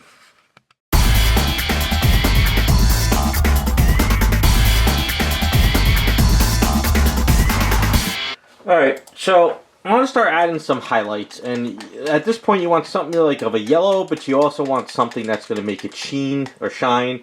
So I have this Turbo Dork stuff, and this is this color is Cartridge Family. I'm not really sure, but it's got sort of like a goldish color. I have another color, but it's a really, really bright yellow.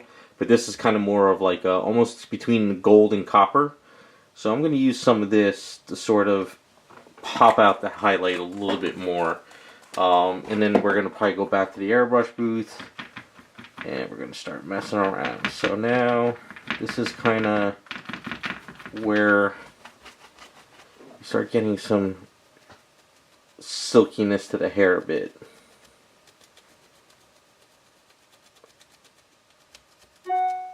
Starts to make it shine a little bit. So sometimes, you know, doing hair, some pearls on there will help make it pop a little bit without like trying to force like a bright yellow on there. So just kind of get some highlighted areas. Still looking at my screen of the color. I mean, there is some parts that might be like sort of really, really bright yellow, but we'll do that a little bit later. Right now it's just a matter of toning it up a little bit more. You can use a pearl, you can use a, you know, if you want more of a pearlish look, you can use a stronger pearl. If you want the gold look, you can do that.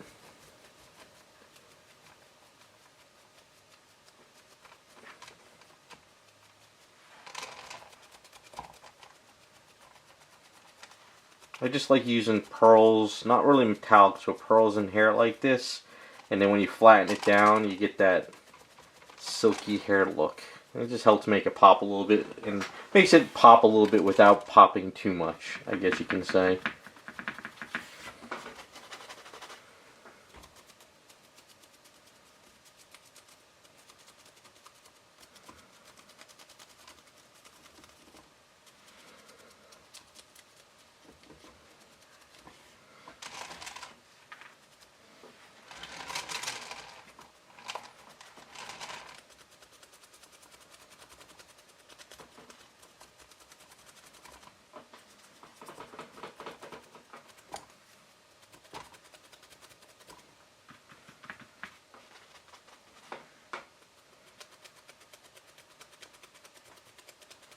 What I like to do, sometimes I'll do heavier stuff. So You see how it's like, you know how like sometimes when you look at hair you get like these curved areas sort of shine a little bit more than others. So if you want, you can sort of kind of hit those areas a little bit more. But if you feel like you went too much, you can always kind of tone it back down a little bit.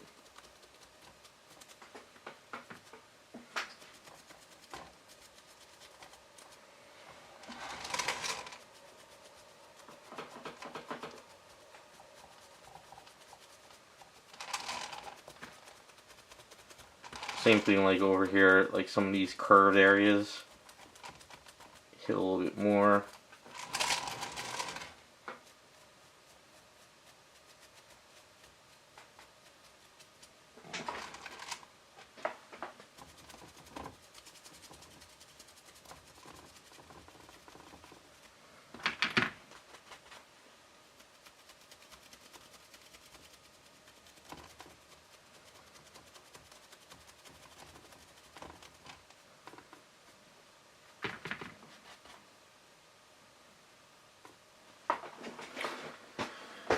Okay, let me go over to the airbrush booth, hit this with some dull coat, flatten it down a little bit, and see what I need to do next. Alright, so I went ahead and did all the stuff I needed to do. So what I want to do now is a little bit of touch-ups. So I'm going ahead and I'm getting my colors back on my palette here. Make sure I get everything in order.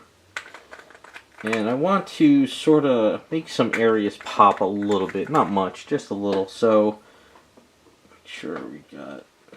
Oh, got to get my rounds on here too. So we got our colors. We got our gold, orange, a little bit of that yellow colors. And let's see, make sure. And maybe what I want to do is sort of...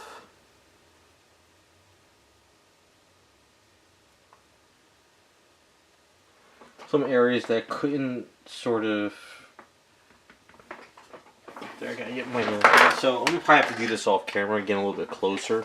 But the idea is sort of kind of get in here and sort of pop up some of these areas that... a little bit of these little streaks. And just kind of make them pop a little bit more in those. Especially like around here as well. Sort of like down around here. You know. Sometimes the airbrush is just kind of... kills those areas. So I just want to go in there, do a couple streaks here and there, kind of clean it up a bit. You know, sort of get some of this red, some of this gold, sort of just kind of little areas, kind of clean them up a bit. Any areas that you couldn't really get with that brush, kind of get in there. So that's kind of what I'm going to do off camera now, because I got to get in there close and this thing is just in my way. So I'm going to do that right now, kind of pop up some stuff, we'll come back. You can kind of see what she's looking like right now.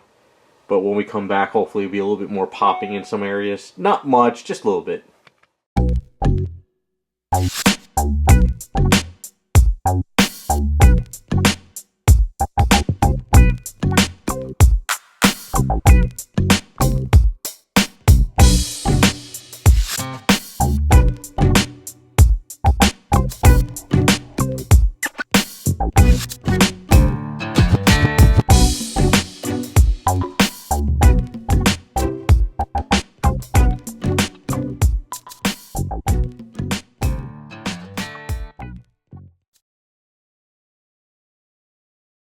Alright, so I went ahead and did all touch-ups on the hair and everything, and we're looking pretty good. So she's pretty much, main figure is done except for the eyes. Eyes are always the very last. So I'm not going to do the eyes right now, but I'm going to do the decals. So I got a set of decals done by Frank from Evolution X Studios.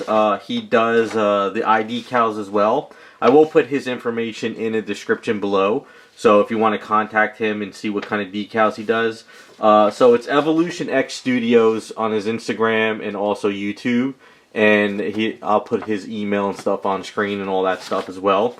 So he's the only one I know that will actually do like custom decals for me. So I went online, I found some Spider-Man symbols, and I found this heart one here. and I liked it. So I measured it out, the size I wanted and everything, and I sent it to him, and he printed out. Now, with decals, you can't really just print out one little decal and be done. I mean, he could charge you an arm and a leg, but I guess the best way to do it is just pretty much do a sheet and cut it out. So he printed me out a sheet of these, gave me a basic cost for it and everything, and he sent it to me, and it's pretty good. So I have extras for down the line. All you really need to do is you need to cut these out, and then basically put them in water, and then once the water, it slides off of there, and you can sort of get it on the item. Now what I'm going to do is I'm going to get a fresh X-Acto blade set up. I'm going to get that all, I'm going to cut around the heart as best as I can, and we're going to put it on her. So I have this little cup of water here. I'm going to put a little bit more water in there, let it sit, and then we have her shirt. Now what I did is I put silly putty over here, because the idea is I'm not going to have the whole heart sort of like on the front of the shirt. I want to have like maybe part of it cut off here, like this part got kind of cut off. We'll kind of see. So this way, if it lays on the silly putty a little bit, I can use the X-Acto blade and sort of cut it, and it'll come off that way. It's better than to try to have the like not have any silly putty or tape over here or something, and then all of a sudden that decal gets caught and it gets stuck onto like the flesh tone, and then you can't get it off and you ruin it. So better to work that out.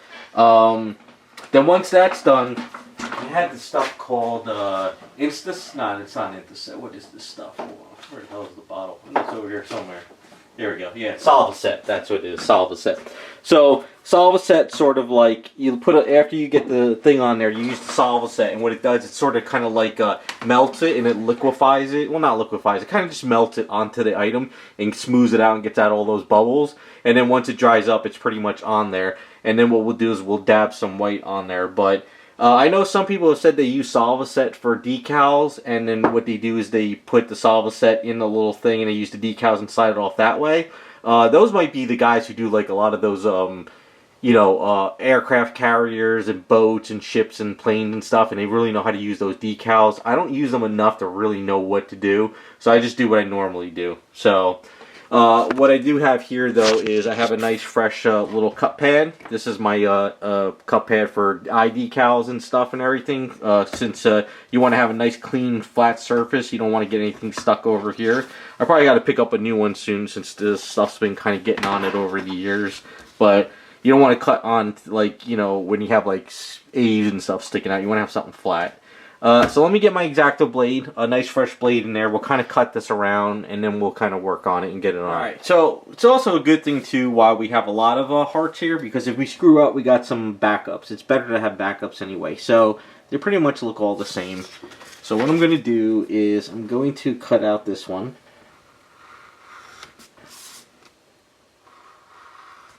Okay.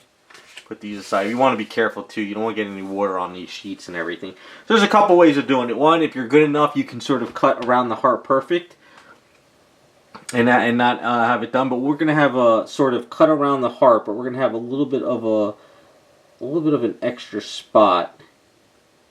I'm cutting around. I'm not like cutting right on the black. I'm cutting like just around the black as best as I can, from what I can see actually.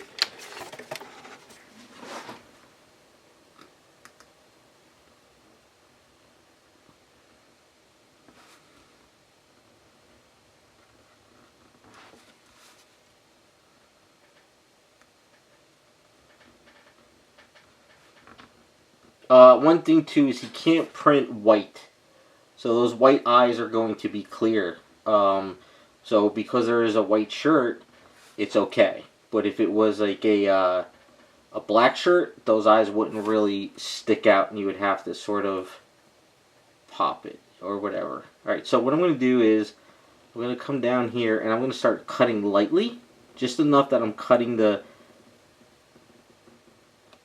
whatchamacallit, the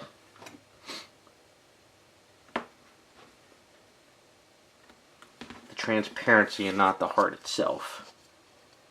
Yeah, so this is a pretty thick paper. So what I really need to do is go back around now.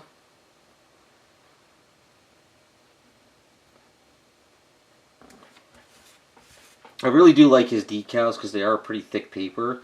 He did do a little bit thinner paper on some other eye decals for me, but so far I haven't had an issue with his stuff.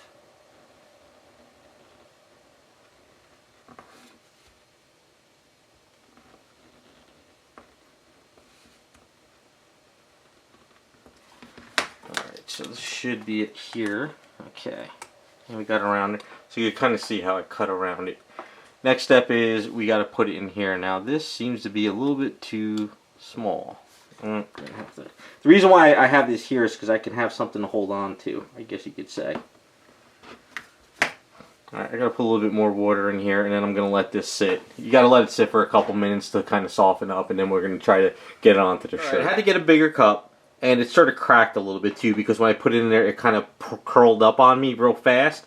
So I don't know what the hell happened with that, but that's okay. Any of that cracking and mess ups is gonna be good, because it's gonna look like a worn sort of shirt. So, with that being said, let's grab a paintbrush. Let's go on to her. I'm going to try to do this with the camera showing you guys while me trying to do it. So I got a little bit of water on the paintbrush. We got a little bit of, moisture sort of on her shirt a bit, just to help slide it around. And let's grab this piece.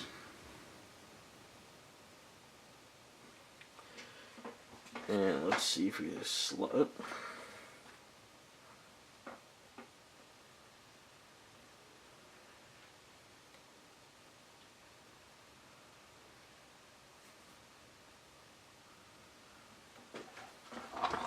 Alright, so we got to be careful with this, make sure we don't snap anything,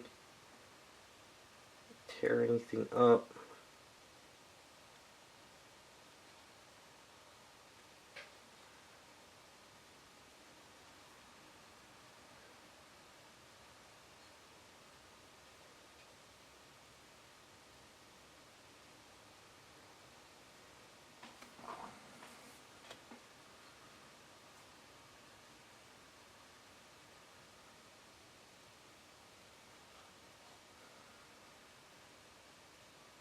Yeah, because of the ink's cracking on it, it actually looks kind of cool. We'll kind of go up a little higher. I think we'll kind of cut some of it.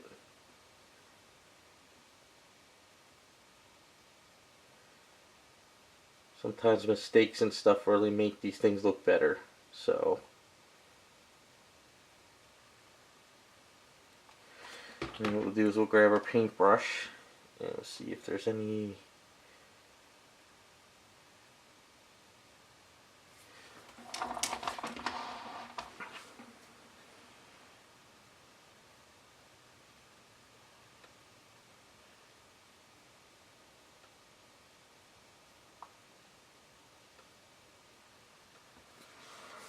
let's grab our X-Acto blade and see if we have to sort of cut some of this off.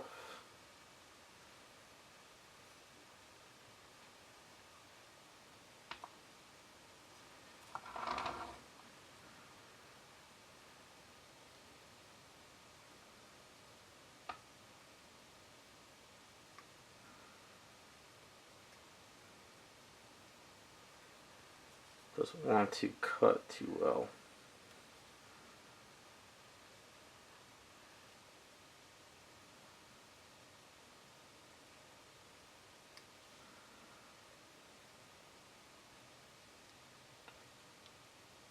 Come on.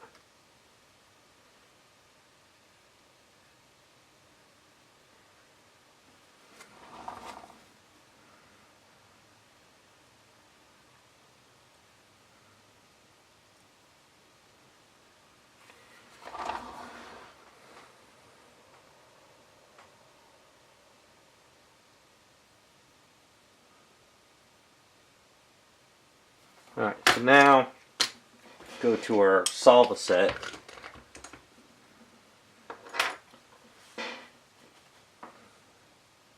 Salva set, we don't want to go too crazy with this. We just want to get enough on there. Sort of.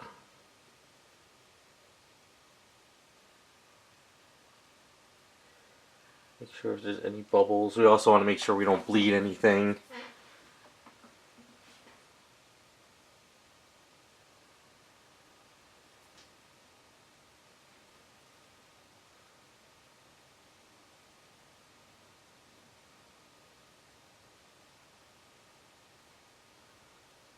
Just try to make sure There's no air bubbles. If there is like an air bubble that's really, really bad and you can't get it out, sometimes what you do is you sort of kind of hit it with the X-Acto blade, just like a little boop, and kind of like pop the bubble, and then that kind of gets it out. But I'm not really seeing anything that's bad. This little piece broke under here. I'll show you in a second. But this looks good. It's got kind of a crack and old feel to it. I think it's going to look pretty good once it's done. So, kind of get down here, get a little bit closer. Hold on, let's cover the solva set so I don't spill it. That's one thing we don't want to do. And then, so you kind of see, whoop, kind of lift her up. So you kind of see how it's kind of cracked up a bit. And that's good. That's okay. That's kind of what I want. I want it to look like it's old and worn, and I want to make sure it's going into all the little wrinkles, and I'm not really seeing any bubbles. I like it. Looks good. Nice. Got it lined up pretty good. It's still got that heart on her. Yeah. Okay. So with that being said, next step is I'm going to let this dry a little bit longer, and then we're going to get some white paint. We're going to just dab on there. We're going to weather it a bit, and then after that we'll dull it down, and it should all come together. Alright, so we're looking pretty good. It's, like I said, still shiny. So I have a sponge here, and I got some white paint. What I'm going to do now is I'm going to start dabbing some white paint on here. I'm going to make sure it's very, very, very, very, very, very, very light. Okay, so we're looking pretty good there. So just kind of start dabbing some white paint across this. Let's get that nice weathered, old-looking effect.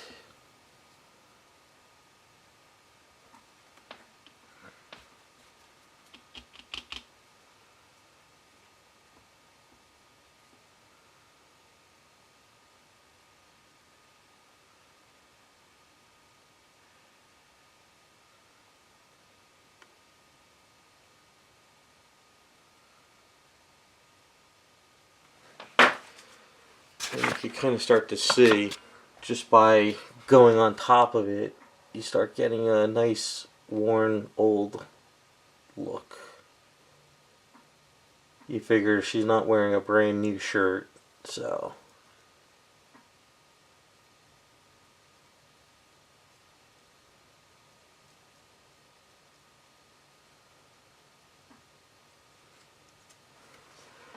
Yep, I like that. Nice and old. We don't go too far now, because any further than that we'll start like getting that pinkish color. So I think that's good enough now.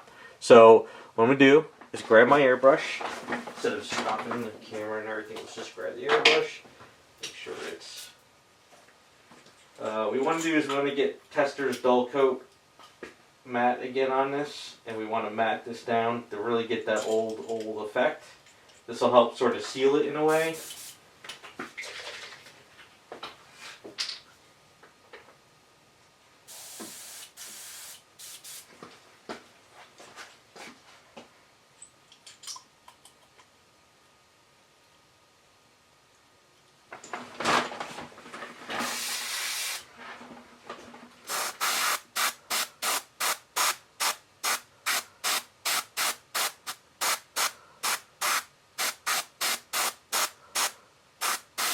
Alright, we'll let that dry, and that should be good for the shirt.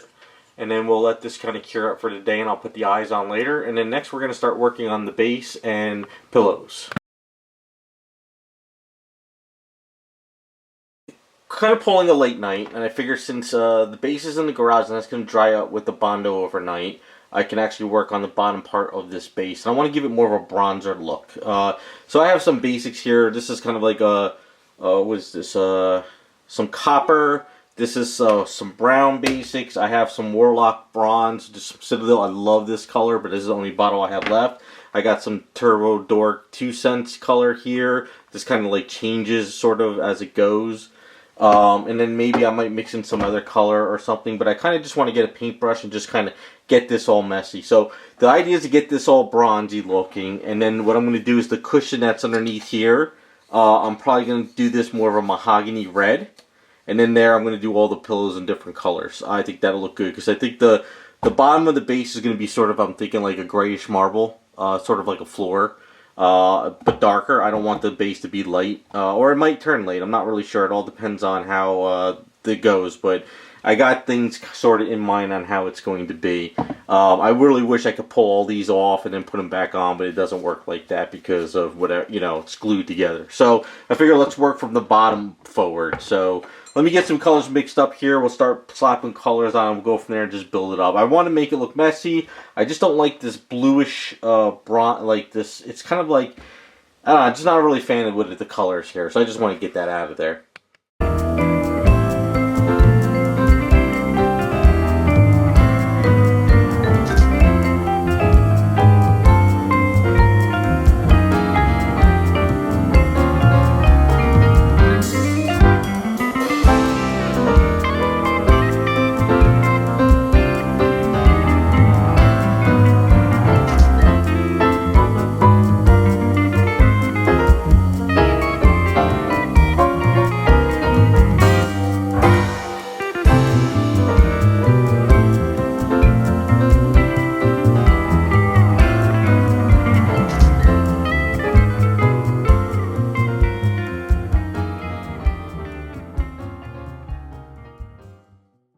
Alright, I got some shading gray in this airbrush now, and I just want to tone this down.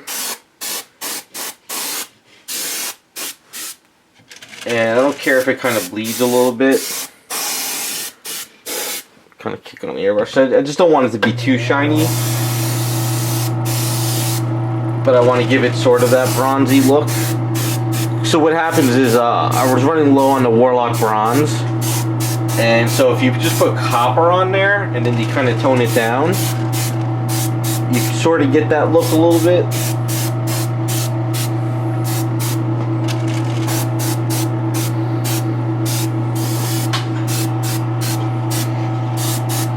I gotta do underneath too, but I need to let this dry. So I'm going to hit it with a blow dryer, and I'm going to dull it down with the varnish. Matte varnish, kind of tone it down a bit, and that should kind of work out to where I want to get it.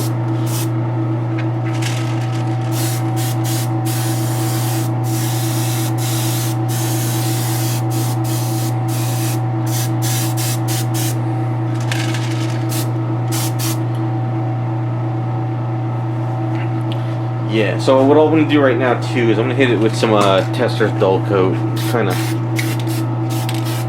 a little bit, see how that kind of looks a little. You know, we don't want it to pop too much, but we don't want it to be yeah, just basic. Basic is good enough. That looks good. This way it won't really shine too much. So I'm going to let this dry a little bit. I'm going to do the undercarriage of it after it sort of dries. Then I'm going to Testor's dull coat it, and then that should be pretty good with that. And then if it's dried enough and I'm able to handle it, maybe I'll try to get this part done tonight too. So this way I can start working on the pillows on separate. But yeah, I might have to toy with it a little bit more. We'll see. I just kind of play with it, but it's too shiny though. Want to dull all that down. Okay, so in this bottle right here, this is some red that I had that I've been mixing with mahogany from Vallejo Air. It's going to be sort of, I'm going to do this section, like this cushion section around here. I kind of mask everything off. So this is going to be just like sort of like a darker mahogany red, because I want the pillows to be all the colors of the villains. The more and more I look at the pillows and the blanket that holds over the side, I'm starting to pick out what colors and where things are going to go. I was going to do this black, but then I figured doing it straight up black and then try to do another pillow here and there would kind of be a little bit so I want to really make the pillows kind of have colorful and make it pop a little bit more. I want the chair to sort of kind of blend out and kind of not really see the chair as much. So with that being said, I'm just going to paint that up. I know there's like sort of this gold trim around it. I might put that on, I might not. I'm not really sure. But I just I've looked at a lot of like old chairs, and usually you see like that bronzy look goes with sort of that dark mahogany reddish kind of leather, and that's kind of what I want to make the chair look like, but the pillows are just kind of like add-ons and stuff. So But the more I think about the pillows too, like the blanket that holds over the side, it's got the stripes, so that'll probably be like, you know, Sandman's t-shirt. One color could be like something to like Hydro Man. Another one will be, you know, Hobgoblin, you know, Hobgoblin, Green Goblin, Venom, Carnage. So, you know, I got lots of little villains and stuff we could kind of play with the pillows. Even though these pillows have little textures, maybe we could kind of play with those textures too, see how it works out. So let's get the base cushion done, and then we'll just keep plugging away on everything.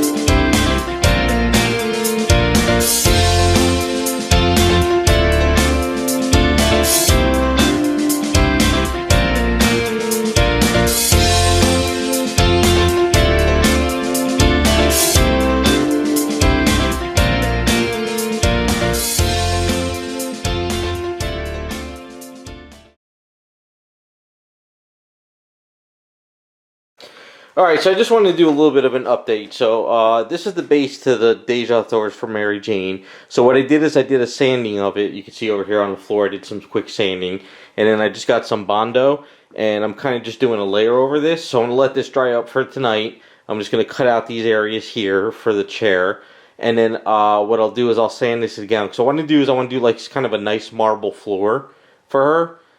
So I wanted to get all this flattened out. So tomorrow's supposed to be like, 70 degrees out. So I think it would be perfect to kind of get this going where I can sand this outside and don't have to really worry about it. So this is just regular Bondo. It stinks to all hell. I hate doing this Bondo stuff, but it works out great for stuff like this. So I'm going to let this sort of sit up a little bit. I might do another quick layer on top of it. I'm not really sure. And then we'll go from there. I was going to probably do Bondo on the sides, because once this starts to harden up a little bit, it'll kind of be able to pull apart, but I'm probably leave the sides alone. I'm not really too worried about the sides. It's the top that I really wanted to get flattened out. Base. What I did off camera, because I had a lot of stuff going on, is I filled this all up with Bondo and I sanded it down. There's a couple little marks here, but I'm going to leave that in to kind of help with the side. And then the sides, what I did is I filled these in with Bondo as well, and I kind of took off the bottom sticker of this, because what happened is it was getting really messy and dirty, so I figured let's just make a simple, bit round base. So I'm going to do basically like a marble sort of texture, but I'm going to try to keep it as dark as possible. So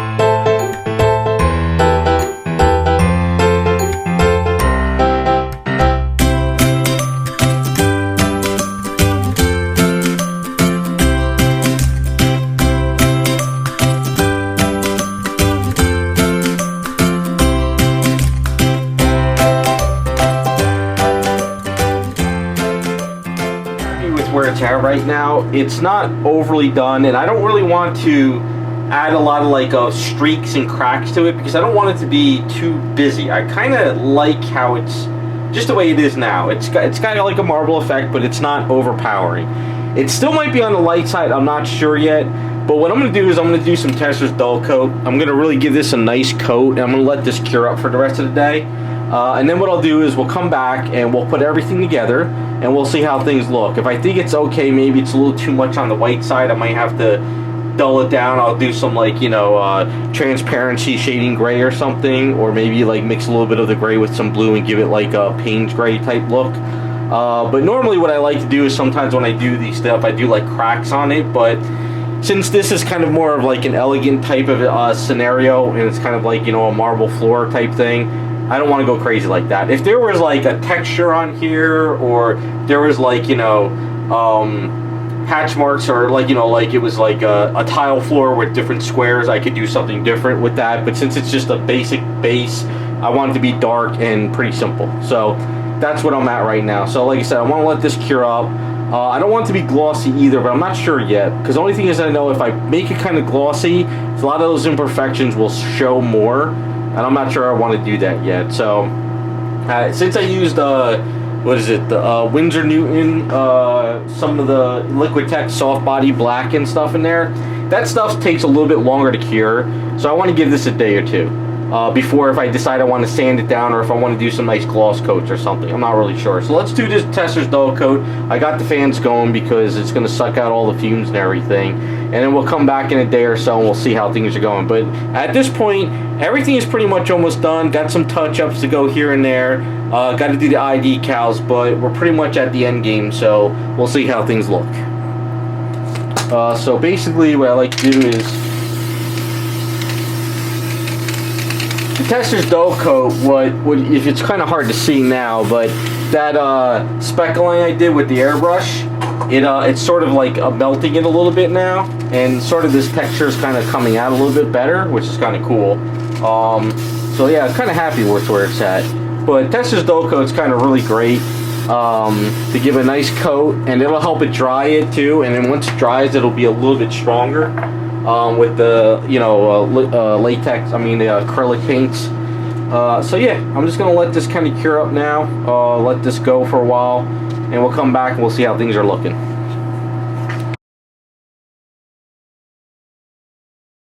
I am going to put the eye decals in. I'm going to do this off camera only because she's very, very hard to maneuver, and there's no way I could get the camera in and looking at this with the headgear on. So I have Evolution X Studios eye decals. You can contact Frank.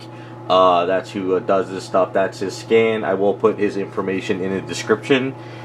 He does these eye decals, which are good. So there's Ultrafine Transfer decals and there's Evolution X. So these are my only two options, but for this one I want to use Evolution X. So basically I just got to find the correct size, which I think might be this one. I'm not really sure. What I'm going to have to do a test.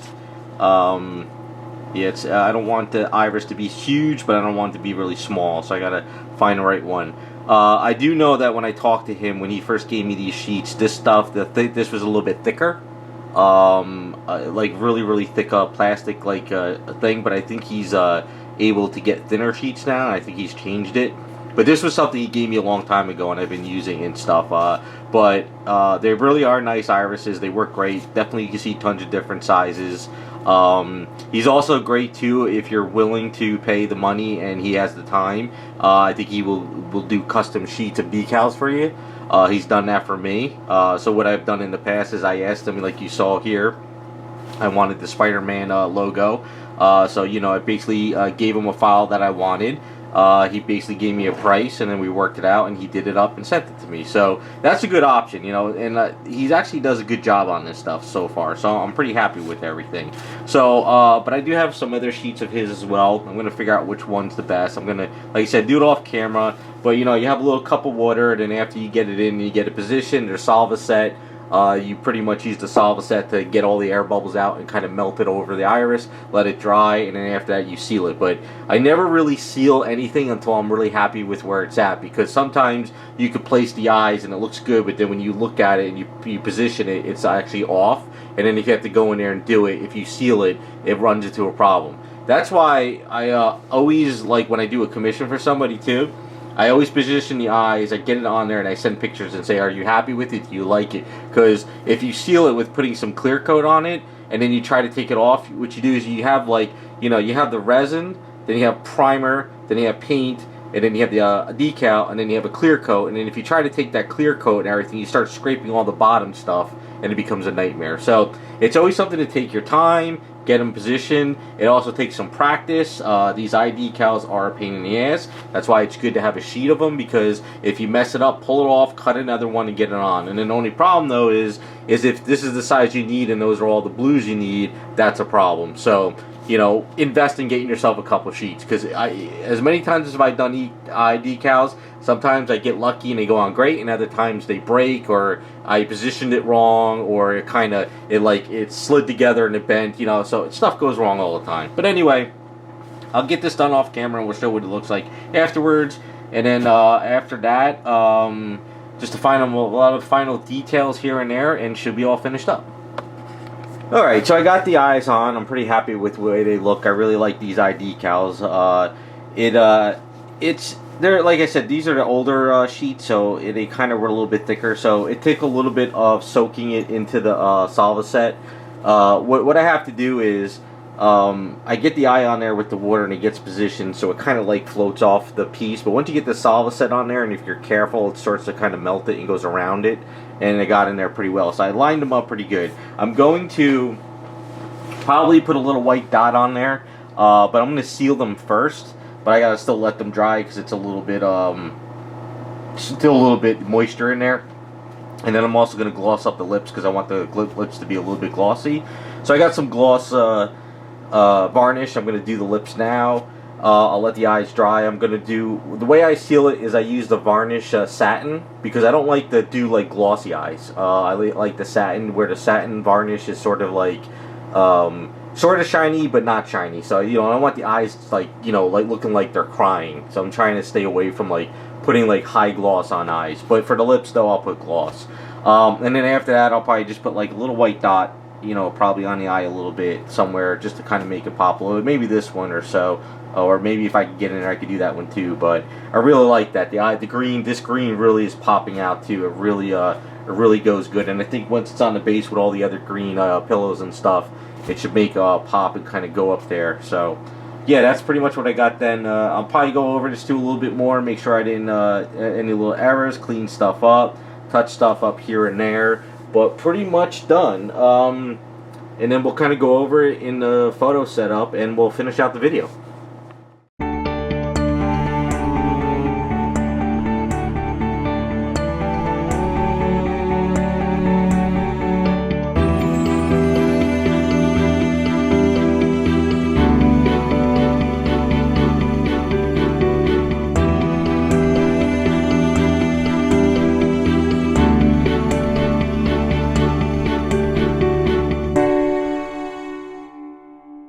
Alright, so she is all finished up. I'm really happy with the way this came out. I did the eye decals, as you can see. They went on good. They went on perfectly where I want them to go, but the problem is the Evolution X Decals plastic sheet is a little bit thicker than what I've been used to. So after using this solva set, it sort of kind of melted them and I got them there. It took a little time to get any air bubbles out, but once it got on there, it was good. So I went in afterwards, I did a little tiny paint work on there, not much, just kind of tweaked the eye a little bit. And then I did a satin varnish over the eyes and it worked out good. And then I glossed the lips, which worked out pretty well. As you can see, everything else came out good. I'm happy with the skin tone. I'm happy with the pillows colors. So if you know all the characters, it works out pretty well. Now, I do know, I showed my friends, they came over a while ago and they saw it and they really liked the way she came out. Now, I know the comic book is not perfectly in scale, but I like the idea that her hand is open, so whoever ends up owning this down the line, you can pop the comic out and you can put other stuff. Like say if you find a Spider-Man mask or some Spider-Man cloth, maybe from a Hot Toys, or if you make one up yourself, you can put it in her hand like she just found out. If you're good enough that maybe you can actually get a cell phone like 3D printed and paint it up, and if you could put it between the fingers in her hand, you can have her have a cell phone. So there's a lot of options there for you, whatever. And like I said, I'm going to let that up to the owner, whoever owns it. That's not going to be my decision. I just figured I got the comic book, and I think it worked out pretty well. So I also like the idea of doing these, villains as the pillows, because this way, it kind of does a little bit of a talk to, like, it's kind of like the Spider-Man universe without, like, throwing in like venomized characters or a pool of venom or any like Hobgoblin or Green Goblin like blow up pumpkin stuff. It's kind of like there but not. So I think it works out pretty well. And you have a lot of room on the base too. Like I said before, you can throw if like a Spider-Man bear, or if you find some kind of stuffed animals, you could put like maybe a little like Hot Toys laptop on the ground. So you can add more to this item or not. It's up to you. So that's kind of what I like, what's going on. So we'll kind of go over the characters again real quick. I'm going to try to remember, I got to edit the video now, but so we have the Shocker. I know Shocker should have like, cross stitching at least on it, but I was going to do it, but it would be too hard with the stuff. So it's kind of just that dark red with the dark yellow type of stuff. We have Sandman blanket, which I think this worked out good because with these stripes, it kind of looks like his shirt. We have the Prowler pillow, we have the Rhino, we have Black Cat, we have Green Goblin, we have Lizard, we have Venom, we have Hydro Man, and then over here we have Carnage, we have Craven, and then we have the Hobgoblin. So that is all the Sinister Six Spider-Man villains that are on there. It's sort of their colors, but it's not overblown perfectly like their colors, you know? I didn't want to go too crazy, like making it perfect. It's just kind of representation. That's kind of all I was trying to go for. And then the base worked out pretty good. I like the way the base is dark. It's not jumping out at you.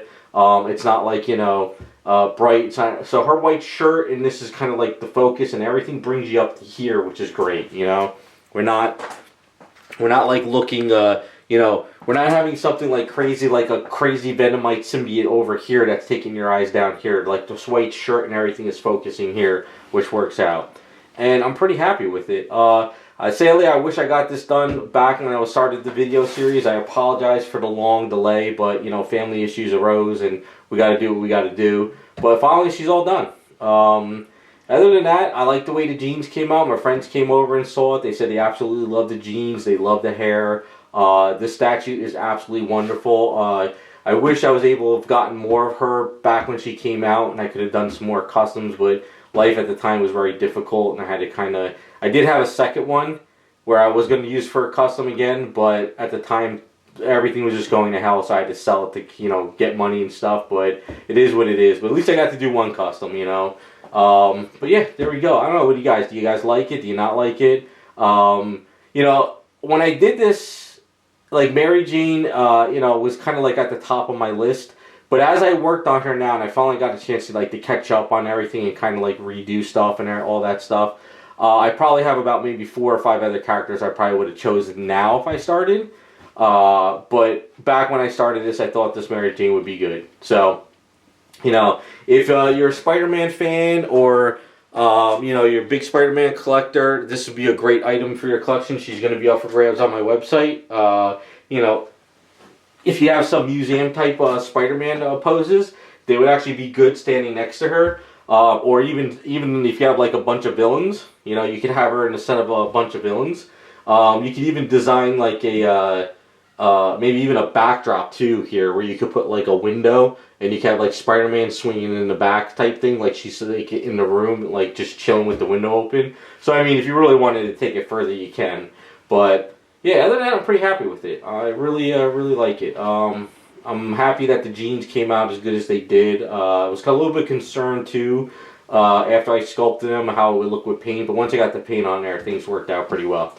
So yeah, there you go. That is the Mary Jane custom from the Tissot Outdoors. Once again, sorry for the long delay on the series, but life got in the way. But I'm pretty happy with how everything turned out. So kind of do one more look over. Also, too bad I can't really give you guys a good booty shot, but we can kind of see something a little bit there. A little bit of a booty there, not much. But, yeah, that is the Mary Jane. So, thanks for watching the series. Sorry for the delay. Anyone that's interested, she'll be up for grabs. If not, she'll end up on eBay. And there you go. So, thanks for watching. We'll be back with some more videos.